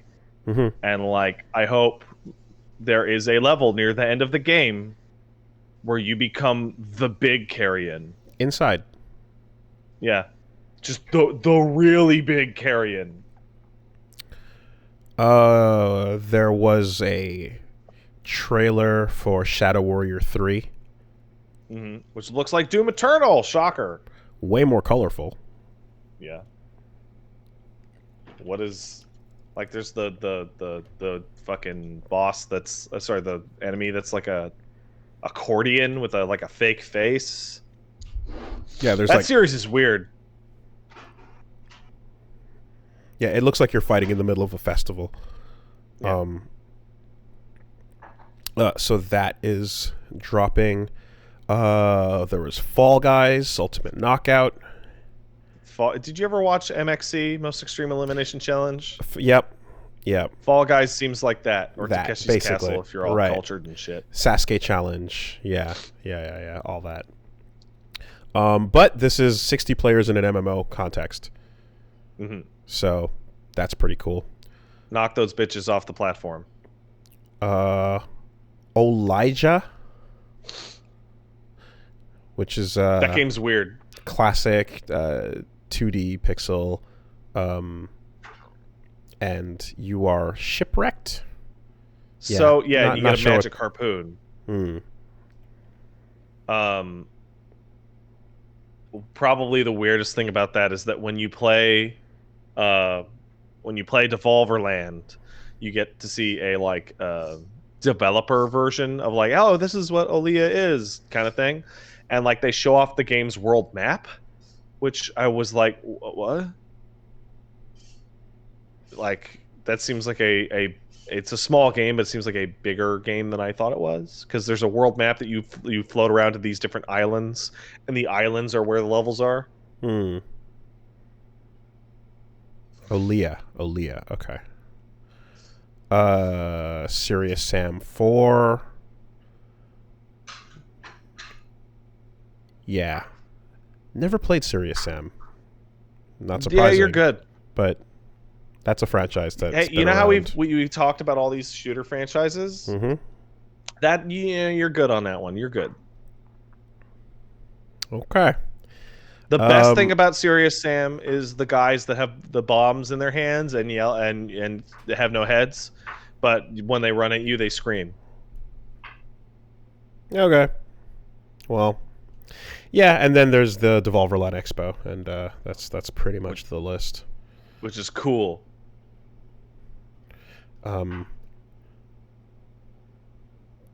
Fucking Carrion, man. I'm so excited for that. That's my big. So what I'm excited for is the control scheme of this game.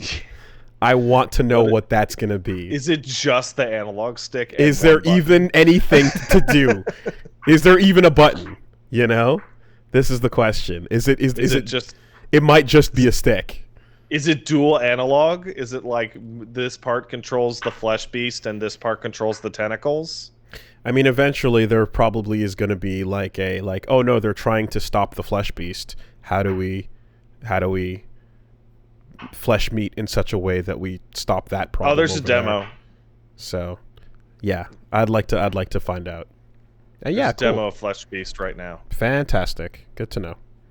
Looks awesome. I'm definitely most excited of the games that were shown off.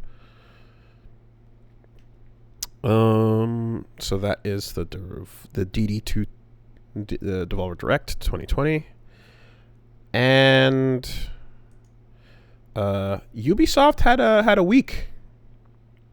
Ubisoft had a week. You could say that. Yeah. So hey, they announced some stuff, some of which included Far Cry 6 with, I believe it's Juan Carlo Esposito. Yeah. And that is a very... Okay, well, so I can tell you how carrion controls. Oh, how does it control? You're the carrion beast is a living grappling hook. Oh, yeah. You move by moving the mouse and clicking on walls, and then the tentacles attach to the walls, and then the core moves to that spot. That is fantastic. Good. That's probably the best news you could have possibly gotten for that. That is, in fact, the best version of the news I could have gotten. Indeed. That's great. There you go. All done with that. So Far Cry 6. Yeah. So Far Cry 6. Hook yes, baited. it's very gross. Yeah. So hey, he's a good actor. He's been pretty solid and everything. That's cool. There's a cinematic trailer to introduce the villain, as Far Cry does, and they do a nice job setting up what this is going to be about. You are in what appears to be a dictatorship of a small Latin nation. I would call it not Cuba. It is apparently not Cuba. And yeah, you're a kid and your dad's a fucking monster, and you gotta do the thing. That kid's probably Voss from Far Cry 3. Because he's got the little eye scar. But yeah, and it shows that whole thing, and it's like, okay, that's the new Far Cry. Cool. Yep. Cool. Grenade metaphors. Mm-hmm. Sure. I do... How do I put this? While I both totally get it, and it is very exciting to me, I am also very big sad about... Dude, we got this fucking killer actor that you know from Breaking Bad that is playing the same character he was in Breaking Bad. Hey, he is also now from The Mandalorian. But you know what I mean. Good old Gus. Yeah, that's remember what I said last week about, you're the guy that directed this thing that's kind of like our franchise. Now do it again, except do it with our franchise. And you're like, but the whole reason that thing was successful is because I'm like a guy who wants to do all different shit. Do it again. Now do it again. Can I have a money? You can have a money this time. All right. Yeah, same energy. And of course, alongside the various announcements, I think there was a Watchdog in there somewhere or something like that. Yeah, Legion. There was not an MMO. There was whatchamacallit, one of them there, battle royales. I didn't even catch that. I literally didn't even. There was a battle royale in there. Yeah. What is it even? It's like Watch Dogs-y. Hyperscape? What the fuck is that? It's Watch Dogs-y without being Watch Dogs. I'm gonna look at it. It's like a fucking Overwatch BR. Far Cry. Yeah, they had that. And of course, the biggest announcement Ubisoft had was their massive list of sexual misconduct cases. Whoops. Led to 3 senior heads resigning. And probably a lot more that they're not going to spell out for us. Mm-hmm. So Ubisoft's like, hey, new video games, please let this distract you from the fact that we just had to fire in air quotes a bunch of sex perverts. I've spoken to people who have relayed some of the horror stories about basically the practices that the Toronto and Montreal offices have had in some cases of just pretending nothing happened, because it's almost like you're such a giant that like every single instance of anything going wrong needs to be just like smothered entirely. Mm-hmm. And like this is the corporate arm that comes in to just, you know, protect the company. Nothing happened here. What's going on in here? Looks like nothing. You know, Looks like there's nothing going on in here. the multi-million-dollar hand wave is a very standard tactic. So yeah, turns out a lot of employees got together and said, "Hey, what did you? And oh wait, were you? And over there, you too? And then a gigantic list of people went. Yeah, fucked up shit went down. So looks like, and they had to have a comment on this saying that you know, we know what's going on, and this announcement happened. Rather, we pre-recorded the Ubisoft Forward announcements while this investigation is going down, so we're not going to be talking about that stuff on it. And it's like, well, yeah, no shit, you know. But it is a fucking bad look for them, and it sounds like a lot of the people that were involved, including these executives, were hyper aware of these things, and were just like, yeah, no, keep it going. There's a fun bit. I didn't watch the Ubi thing, but apparently right before the Ubisoft thing on Sunday, they had this like announcement thing that's like, this was recorded before changes to. That's what I just said. Yeah. Yeah, it's like, oh, how many of these people are sex perverts? Is it all of them? Is it you?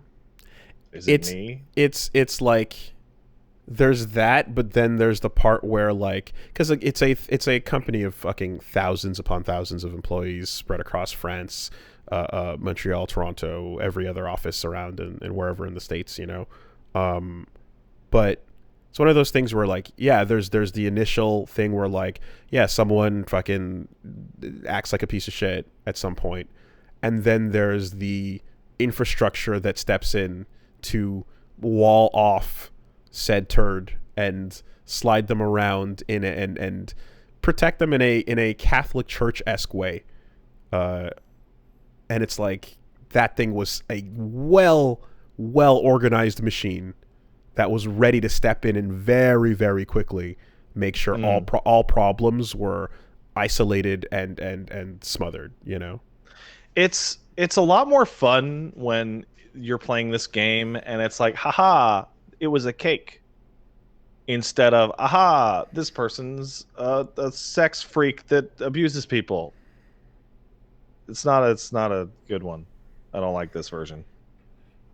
Definitely not. But again, iterating that even worse when there's armor. The person has now has armor that, you know. Well, yeah. So it's bad enough without the armor. I have a sneaking suspicion we're going to see a shit ton of studios clean up in the near future.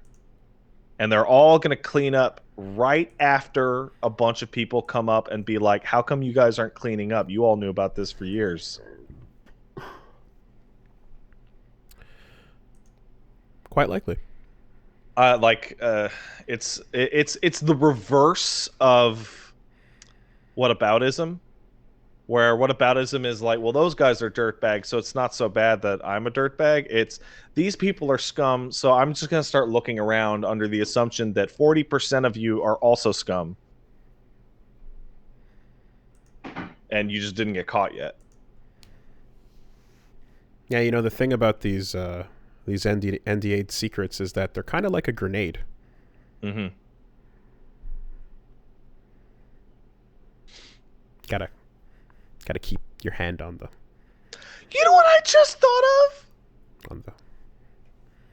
You know how when somebody ends up being like a horrible sex abuser, like it's quite common to see like them being like one of those people that's like fights so hard like publicly against the very behavior that they are engaging in. Mhm. What's the message you get every time you turn on an Ubisoft game? That's the one, isn't it? Hey, this game was created. This game was created by a collection of people of diverse faiths, cultural backgrounds, and whatever else it was. Yeah, and morals. Originally popping up with the context that, hey, we made Assassin's Creed. This takes place in the ancient in the Middle East and cradle of civilization area. And believe me, we're going into these cultures doing cultural research. We didn't just pull it out of our ass. Was the original context for that message, and then it got carried over into everything else to just basically imply that, like, yeah, no, we're checking in and making sure that things are going to be okay with the content, But like that doesn't really speak about like the studio itself. Now it speaks about the content of the game. Mm-hmm. It's still just really funny. It's like, this was made up by a diverse group of criminals and non-criminals. Yeah, there's always something you can point to. This is the equivalent of core values. There's always a little. there's always a version of core values. There's always the like, oh man, that's like, sucks.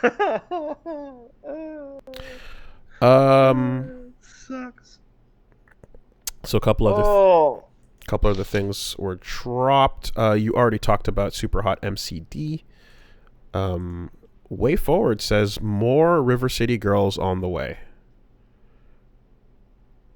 No details, but shit's coming. Yeah. That game was good. I liked it. That's a nice little just like, oh yeah, hey, we know. We like people liked it. There's going to be some stuff. But what about Bakuman? Or I don't know what that game is called. The thing that they put out. Yeah, that one. Don't know. That everyone was happy to see. Don't know. If I'm not mistaken, hold on a second. Let me do a quick little.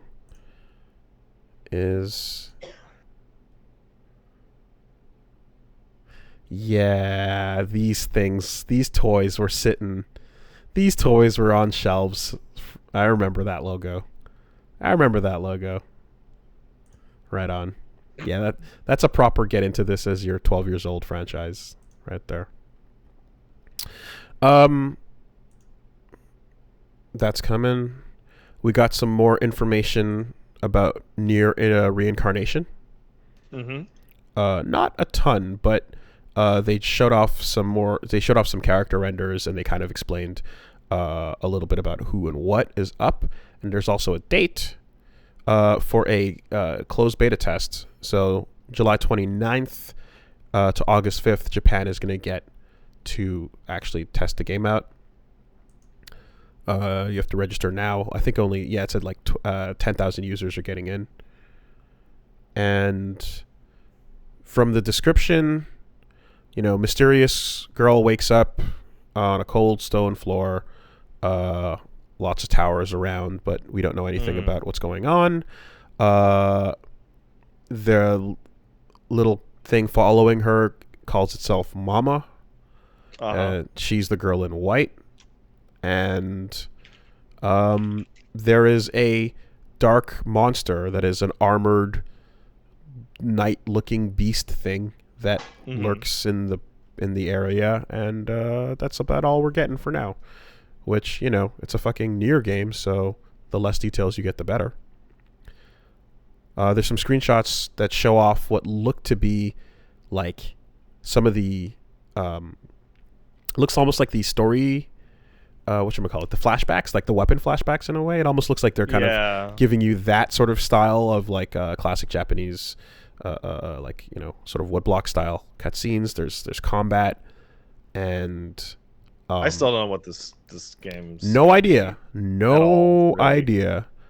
But it clearly is going to matter in the grand narrative in some way, shape, or form. Unless it doesn't.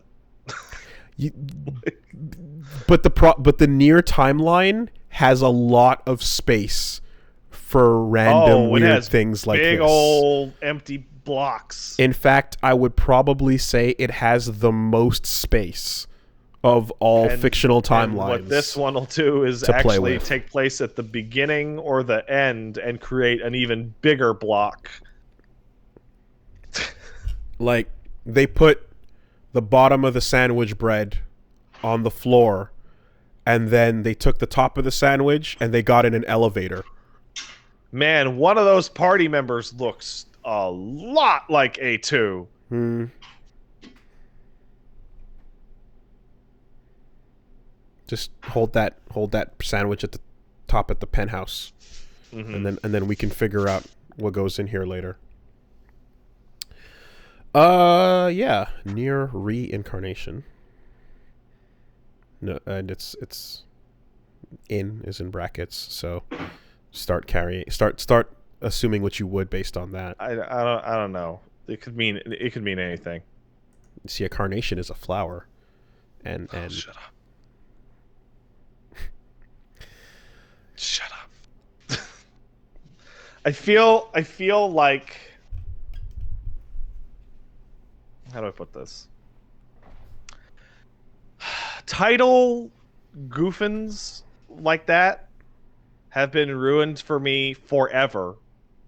Ever since I saw people talking about that Kingdom Hearts game, the rhythm game coming out. Right, that one's gonna. Which one was the rhythm game? I don't know. It's the new one. The fucking sequel to Kingdom Hearts 3 is going to be like a mobile rhythm game. Sick.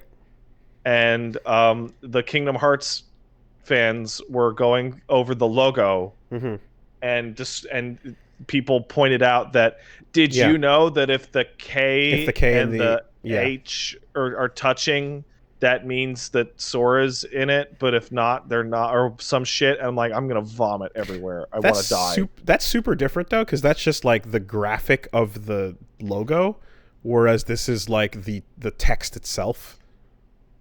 You know what I mean? I kind of I see it as different things, where it's like this is the way the word is written out, or like strange capitalizations and things. You know that a lot of Japanese games like to do. Which is now leading to me looking at my Steam library to see if I can see any other fucked up titles that have like a thing going on. We just gonna sleep on Under Night in Birth EXE latest CLR. But Wooly, what does it mean that the R in NieR Automata is capitalized? It means reincarnation. No, it means replicant. Gestalt. Does it?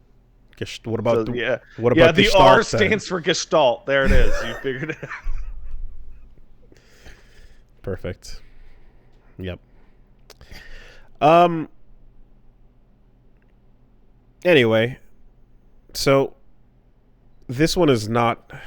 I don't know what to make of this, because I can't really tell what it is. But there's a trailer called Mega Man VR, Targeted Virtual World. That sounds awful. I need to look at it. But here's the thing. The trailer is just a CG trailer of cute little Mega Man fighting a bunch of like robots. And it looks cool. But it's just there's no gameplay. It's just a hint at a Mega Man VR thing that's coming. And like the trailer looks great for just a cute 3D Mega Man blowing up robots. It seems to be an arcade game, but it's an attraction coming to Capcom Plaza Ikebukuro VRX Virtual Reality Corner, and it's like why this way? Why like this? Not like this. I'm looking at this trailer and I'm not like, it doesn't. I still don't know how it'll be. That's what I'm saying. But imagine it'll be first person Mega Buster shooting the things that are coming at you. And then there'll be a boss. We'll see. Depends. I don't know. I don't know. It might not be like first. Like I fucking love the shit out of Rez, dude. That's a great game. You can make you can make a VR shooty shoot be fun. Yeah, but res is res. Res is res, but you don't know. You don't know. What I can say is I feel like this should be something that comes out that we can all buy and play instead of I want to play a Mega Man Bukuro. VR game where you play as Roll and you have to clean the house. That's fine too. I want to play a Mega Man game that doesn't require me to be out in a public location using a device that other people will be using. That's smart. That is smart.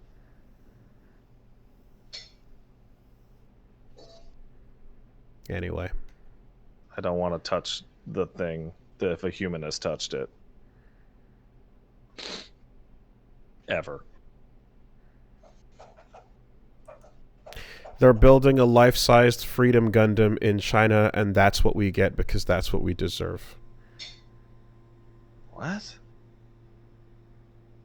They're Which Gundam? Gundam Freedom? Or? The one from Seed. They're building the Gundam Seed. They're building a giant Gundam Seed in China, and that's exactly what we all deserve.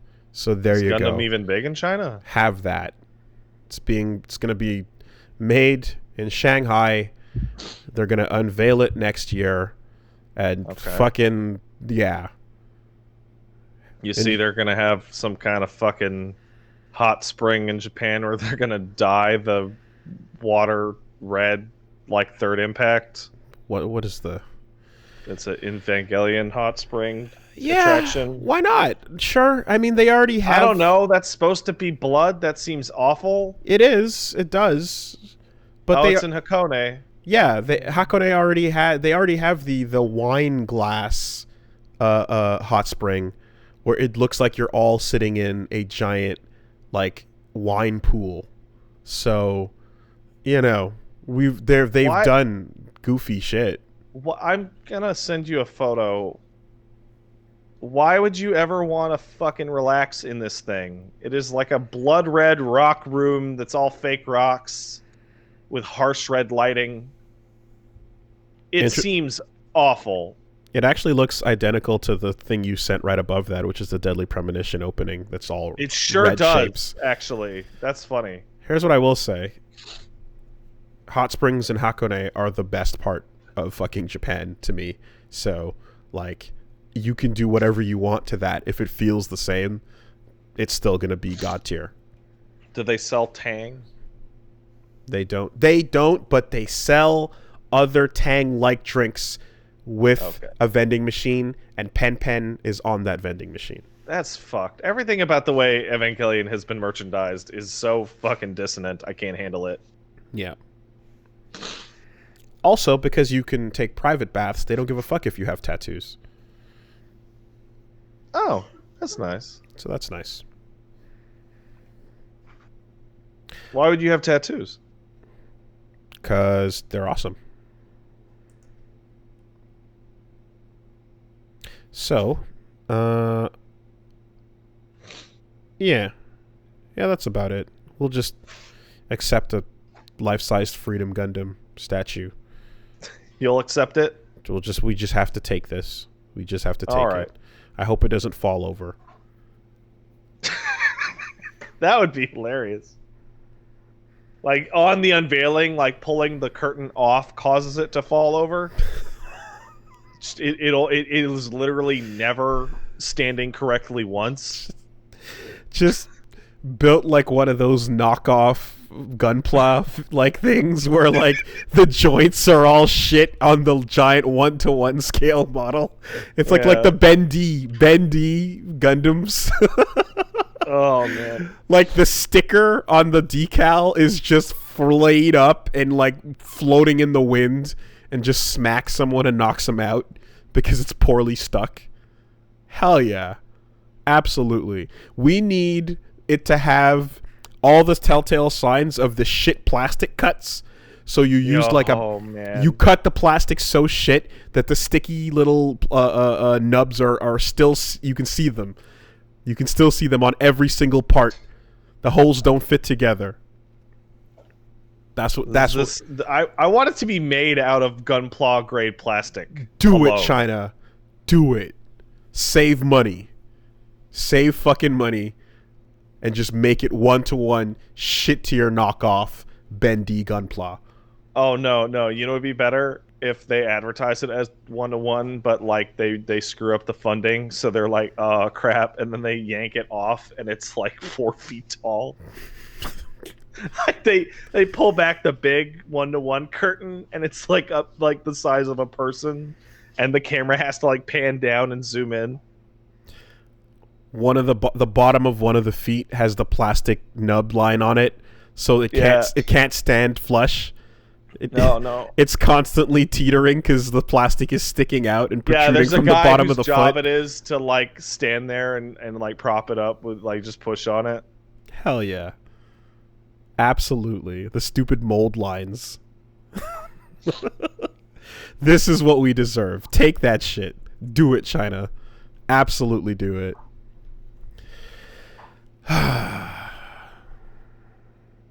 Man, like, that's the kind of sobering thing that hits you and you just go, oh, thank fucking God we got Unicorn and then a walking RX-78. Yeah. You know, thank God.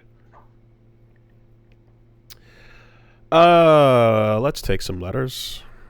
Hey, if you want to send in a letter, you can send it into castlesuperbeastmail@gmail.com. That's castlesuperbeastmail@gmail.com. Letter number 1. Hey, Castle Super Beast. Coming in from Demo. In your opinion, what is a movie, TV, or video game series where the backstory gets worse the more you research it?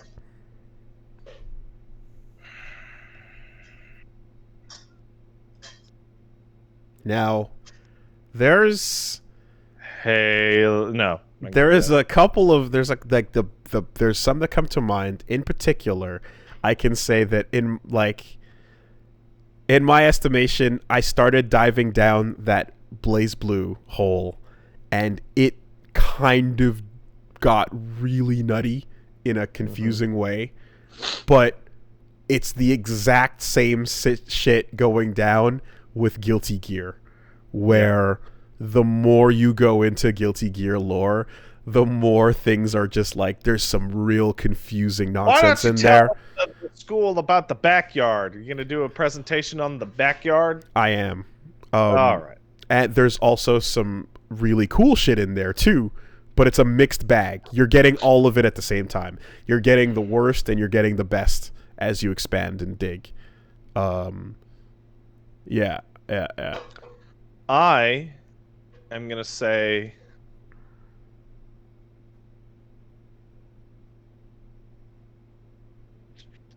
Well, I see people saying it, and it's very funny to say Harry Potter, because that's been funnier and funnier every day. I'm tempted to say Dark Souls, actually. Okay. Because for Dark Souls 1, it didn't apply. But for Dark Souls 2 onwards, it was like the farther and farther you got in, the more you got the feeling that it wasn't some big, complete history that was written and had pieces taken out, so much as a bunch of random bullshit with big holes in it to make it look deep. I'm under the impression that it is incomprehensible at first because you're just given nothing, and then you go through the item descriptions and the inferences, and then you get a nice, satisfying chunk of depth from that, and then you go further than that, and then you try to make it all make sense together, and then you start to struggle. It was absolutely perfect for one game, and then Dark Souls 2 shows up, and it's just got a million holes that seem to be made just so you wonder, and then Dark Souls 3 comes in and somehow doesn't provide the answers. It provides one answer that you didn't want, and then you get a bunch of extra details, and you're like, why are we getting answers but there's still holes? Either don't give us any answers, like, it is... I can see that, because I'm seeing this as like the individual mysteries of each game have answers that you can infer You drag out a little, yeah. You know, and like smarter people that have access to, you know, like published materials and things like that can put together a narrative and go, this is what's happening in this world. But like, yeah, the moment you have to like stick these Legos together in the across the entire franchise, it gets a lot harder. Yeah, so it's like each individual game works fine on its own, but then when you look at that, there's all three of them. They don't the answers they don't mesh well. I can see that. I can see that. Which is why like Bloodborne doesn't have that problem, and its own type of story is fine because it's a lot of it's supposed to be unknowable. But it makes me think like, well, if they made Bloodborne 2 and they just told you what the deal with the old ones is, would that be shit? Probably. But then what if you know what I'm saying? Yeah, everybody I do. knows what I do. I mean, I think everybody, like the fact that so many like have to pretty much precursor like, no, just don't think about Drangleic though. And like, where is it? Well, but it's like, but you realize that by putting that rule down, that already kind of is inferring the issue a little bit there. I know what you mean. Bloodborne might it's not be... like it's not like a situation where they have like just ignore DMC2, right? Yeah, because there's a bunch of stuff from 2 in 3. Also, there's some cool stuff in 2. Yeah, there is. Bloodborne 2 might serve the same purpose and cause the same issue. You know? It's possible that if Bloodborne 2 were to further expand upon the area or location and themes that we saw in a way that is like... Let me rephrase that. I think a Bloodborne 2 might benefit from creating some distance between itself and what it's set up in a way, while still keeping what's core and awesome about Bloodborne. And I think that's another world that can kind of collapse beneath the mystery if you're trying to Lego these pieces together at the end of the day. Yeah.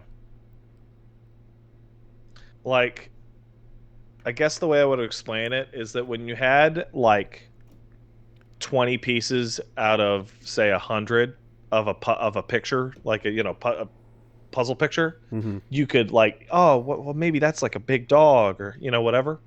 But with Dark Souls 2 and 3, you end up in a situation in which you have like 80 pictures out of the 100, but none of them fit right. So the image is just kind of a mess. And anytime you ask a question, you just tap the time is convoluted sign. Yeah, it's very convoluted. Yeah. Good question. Thank you. This cat is pissed off. I don't get his problem.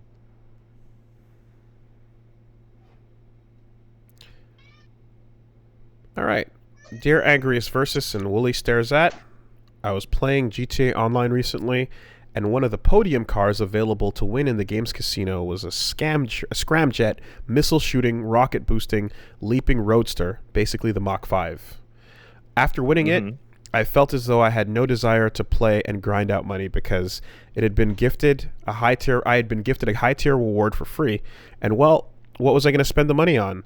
This made me lose interest in GTA On for the time being. Have you ever quit games because of an endgame reward being given to you sooner than you wanted? Regards, absolutely, from Buick. 100%. There are Dead by Daylight's a really good example of this. Not for me personally, but they used to have it at some point where it was pretty easy to unlock all the perks for everybody, right? Like you wouldn't have to play all that long, and you would have unlocked every perk for every character and whatever, right? And the data that came back to to the devs is that there is a significant amount of people that the instant they unlock that shit, they just fucking never play that game again.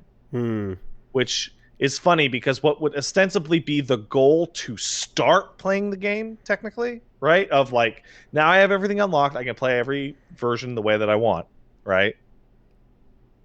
Good, I can do it, right? Warframe has that problem too, where when I did a Warframe stream and somebody gifted me a Titania, and that's a really hard frame to get.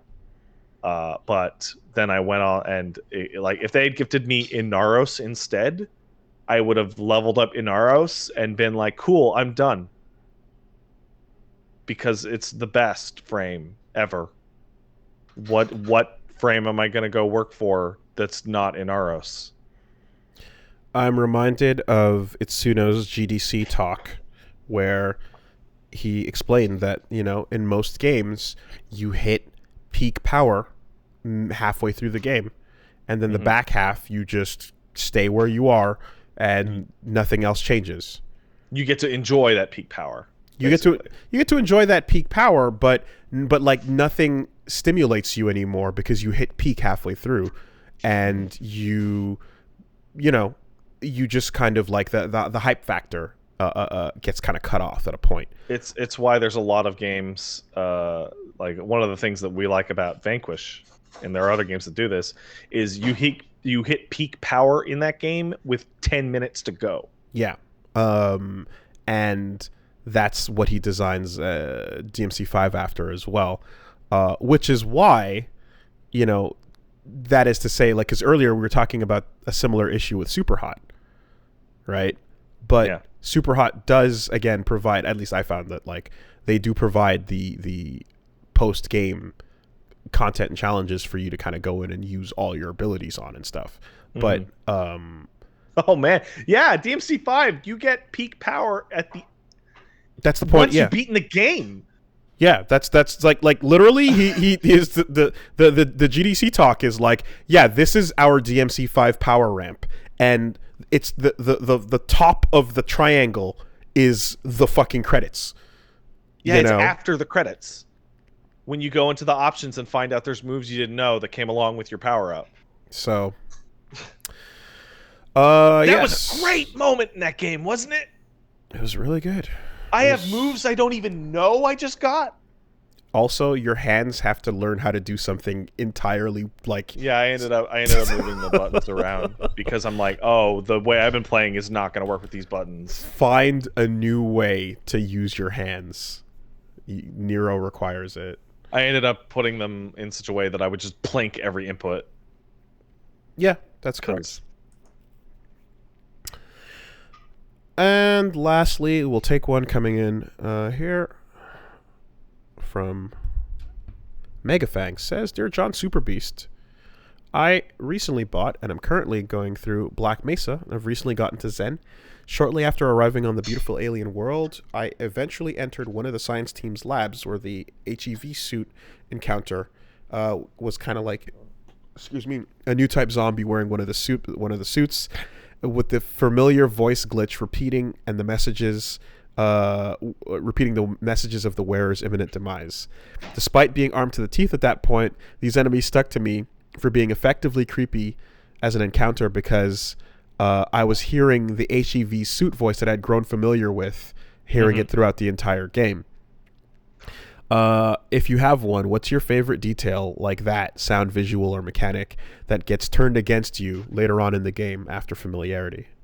The absolute best one that I can ever think of is the, I think it's like the 8th or 9th level in Dead Space 2, where Dead Space 1 takes place entirely on the USG Ishimura, which is a space ship. It's a mining ship. And in Dead Space 2, you're on a separate space station, and it turns out that the USG Ishimura was recovered after Dead Space 1, and you have to go through it to get to the other side of the loading dock. And as a result, you go through like 3 or 4 very signature areas from the first game in which the ship has been cleaned up and repaired. Like there's white plastic everywhere, and you will hear noises of jump scares that used to be in Dead Space 1 but are no longer there, and you will expect them in the same location only to get sidelined. You get attacked by like hallucinatory versions of Dead Space 1 scares that no longer exist. Like, it's incredible. Like, it constantly fucks with your expectation of how things were. That's awesome. That's pretty good. It's the best part of the whole franchise. So, yeah, also, if I'm not mistaken, that's also the one where I think you told me about, like, there's a save room that fucks with you. Dead Space 1 has Yeah. has a bench that, like, the instant you go into the menu, it spawns an enemy behind you that will attack you when you come out of the bench. Mm. And it's So, like, it feels so unfair. so a really good one is yeah, the press turn system in SMT4. The press turn system in SMT4, which is you're learning the ropes of how to keep the combo going in battle and how to fuck up enemies as you encounter them. And then the fucking boss starts doing it to you, and you're like, oh no! And boy, do they. Oh dear God! Wait, the enemies can use it too? That is a really fucking sobering ass moment where, yeah, you get fucking rocked by a mechanic that is like, yeah, this is universal. This is how Minotaur is so for real. Oh my god. this is how combat works in the world. This is not special to you. You ain't special. That one's great. That one's great. Undertale has one. Undertale has a lot, actually, but Undertale in particular has the boss that you attack and you miss, and it is the first time and only time you can miss. A mechanic that did not appear to exist, and they go, well, why? Why not? Why not? Yeah, RPG, right? I mean, Undertale as a whole is all about this exact discussion, to be honest, right? Mm-hmm. Undertale does a whole lot of, like, subverting your expectations, essentially. Oh, I have one. There is a DS RPG, and there's a 3DS port called Radiant Historia, Mm-hmm. which is fantastic. It's incredible. It's very Back to the Future time travel-y, where you're hopping between two timelines in order to, like, we can't get to this area because it's flooded in this timeline, and let's go to the other one, right? But you are able to change things. You are able to travel to and forth any time on that timeline to do side quests. So, lady will be sad that her husband died in the war, so you go back in time a couple days to make sure her husband doesn't die, that kind of thing, right? And then as you're going through the main quest, the plot starts to kind of fall apart and events start to not have a logical sequence. And it turns out that there is another character with the exact same timeline shenanigans that you have. And the back half of the game is consistently Back to the Future 2ing in front of each other to cause the right sequence of events to happen. Okay, so what you're describing, like, that exact feeling. Transistor. Oh, yeah? Yeah. I should probably go back. I have Transistor and Pyre sitting on my desktop right now because they're both games that I didn't finish, and Pyre I barely played, that I should really, really, really, really go back and finish. Man, yo, shout outs. I got the Supergiant collection of vinyl, the box that came with, like, all their soundtracks across, like, I want to say maybe 12 vinyl fucking records. Like, just beautiful thing. They never stop crushing it, man. Transistor, dude. Oh, yeah. The less said the better, but that game fucking crushes it. It crushes it. Yeah, I like that.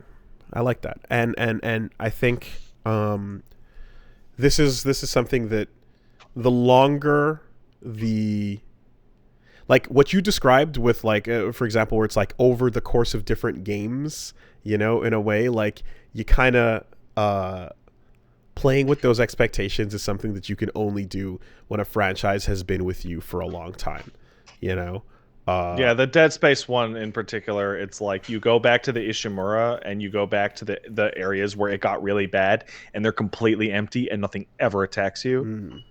And then you go into areas that were formerly harmless and they give you, like, a jump scare and you're like, haha, got me. And then, like, 100 dudes attack you and you shit yourself. So could you imagine how completely pointless the Shadow Moses section of MGS4 is if you never played? I sure can. One. It's like a minute. Like, the entire magic of that moment is worthless if you never played that game. Yeah. Haha, my head was a PS1 man, huh? No, Why? not even that. Not even that. Like that's Yeah. a joke that whatever. I'm talking about walking through the snow and getting to the lookout point, right? Yeah. Where you're like, wait, where is this go? What's happening here? Okay, I know what we're doing, but oh shit, because we set you a little further back and then it hits you all at once. I really, you know, man, I fucking hate that sequence of the game. That entire part is just nostalgia. There's nothing else going on. All that stuff was great. I just wish there were soldiers instead of those fucking horrible ball creatures. Like I hated sneaking around those things. I was high on fucking member berries when I was playing that section, so you know. You know what? I was liking it. I don't know if this counts for the the system inverting on itself and weird details, but the new Prey game, the recent one, the one that looks just like System Shock, has a really cool mechanic in which the station is being inhabited by mimics, and the station security is obviously like attacking them because they're weird alien pieces of shit. And the upgrade materials are some kind of bullshit science that you have like basically figured out how to mine the pieces of shit to give yourself like new memories, so how to learn skills, right? But if you use it to give yourself new powers, like new mimic powers, there's a threshold that you pass, at which point station security views you as less than human and all the security on the ship turns on you.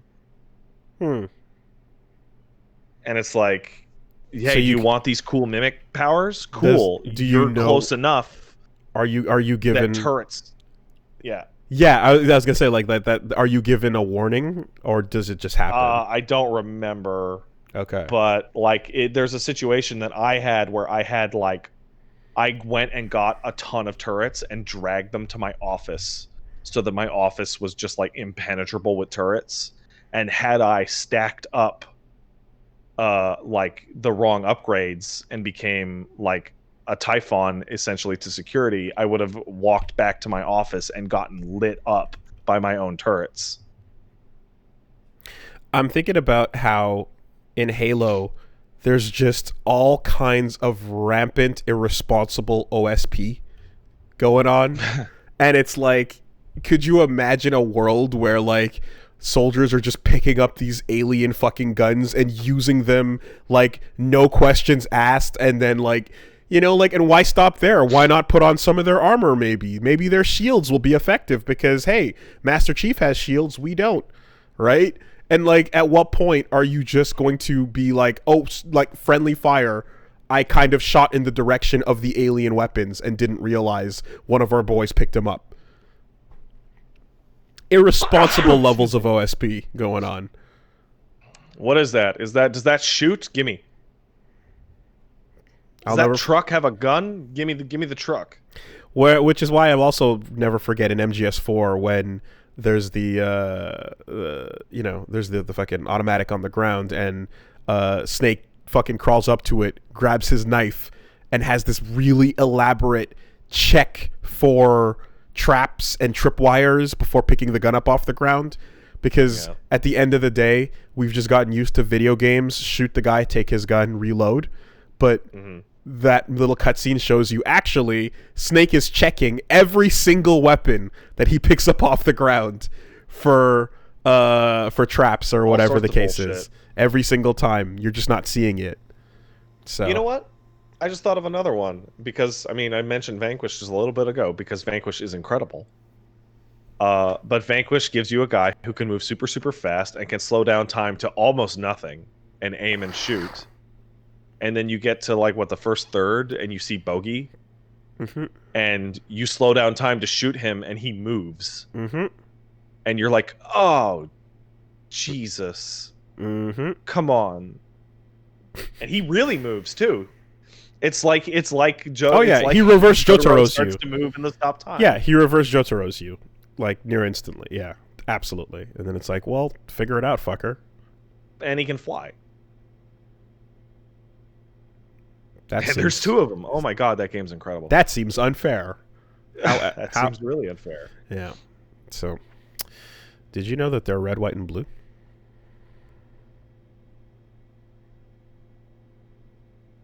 No, that who is? Sam's white, Bogey's red and blue. What does that mean? I don't know. I just assumed that was like a color color theory thing.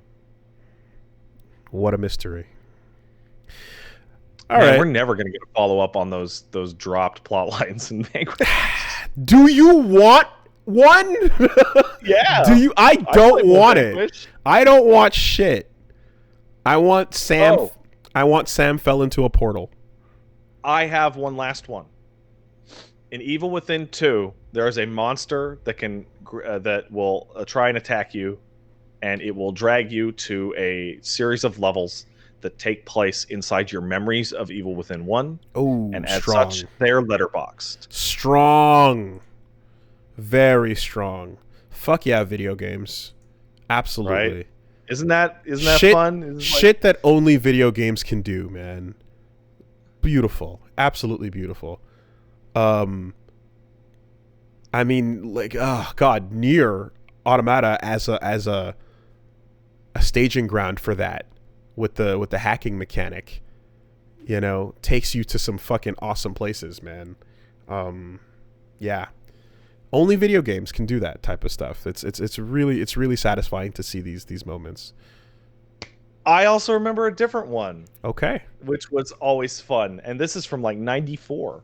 If you put like Doom cheats into Heretic, you often just die.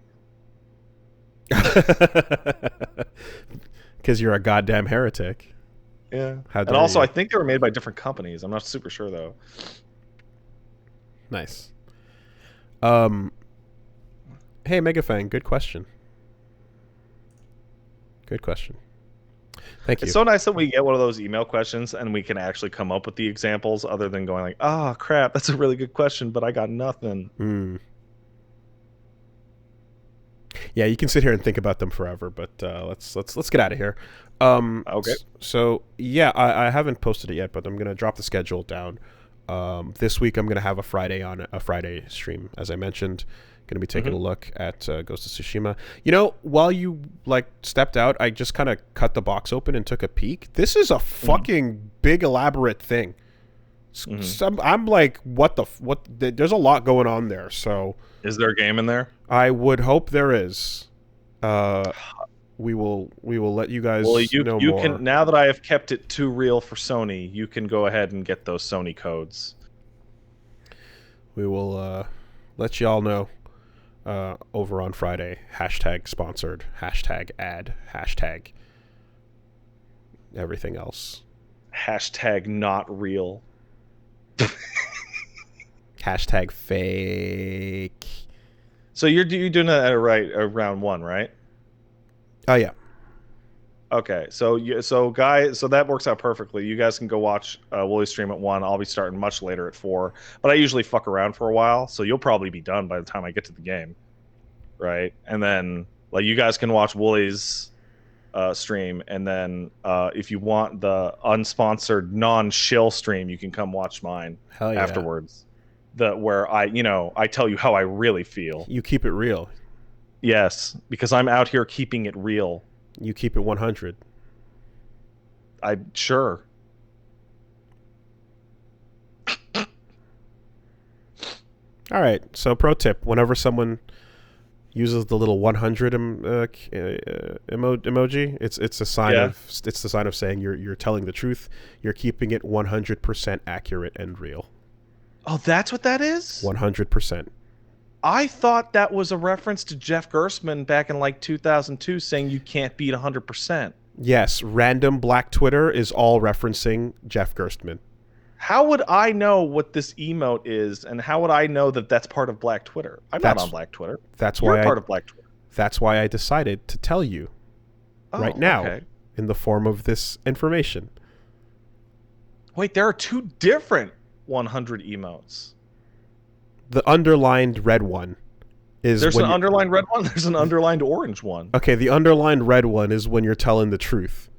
Okay, is the orange one for lies? I don't know what the orange one's about, but that's what's up. It doesn't even show up as an emote. How are you guys doing that? Anyway. All right. That was a podcast this week. And the red B is because no crypts are allowed. There you go. Goodbye, everybody. I get it. Bye.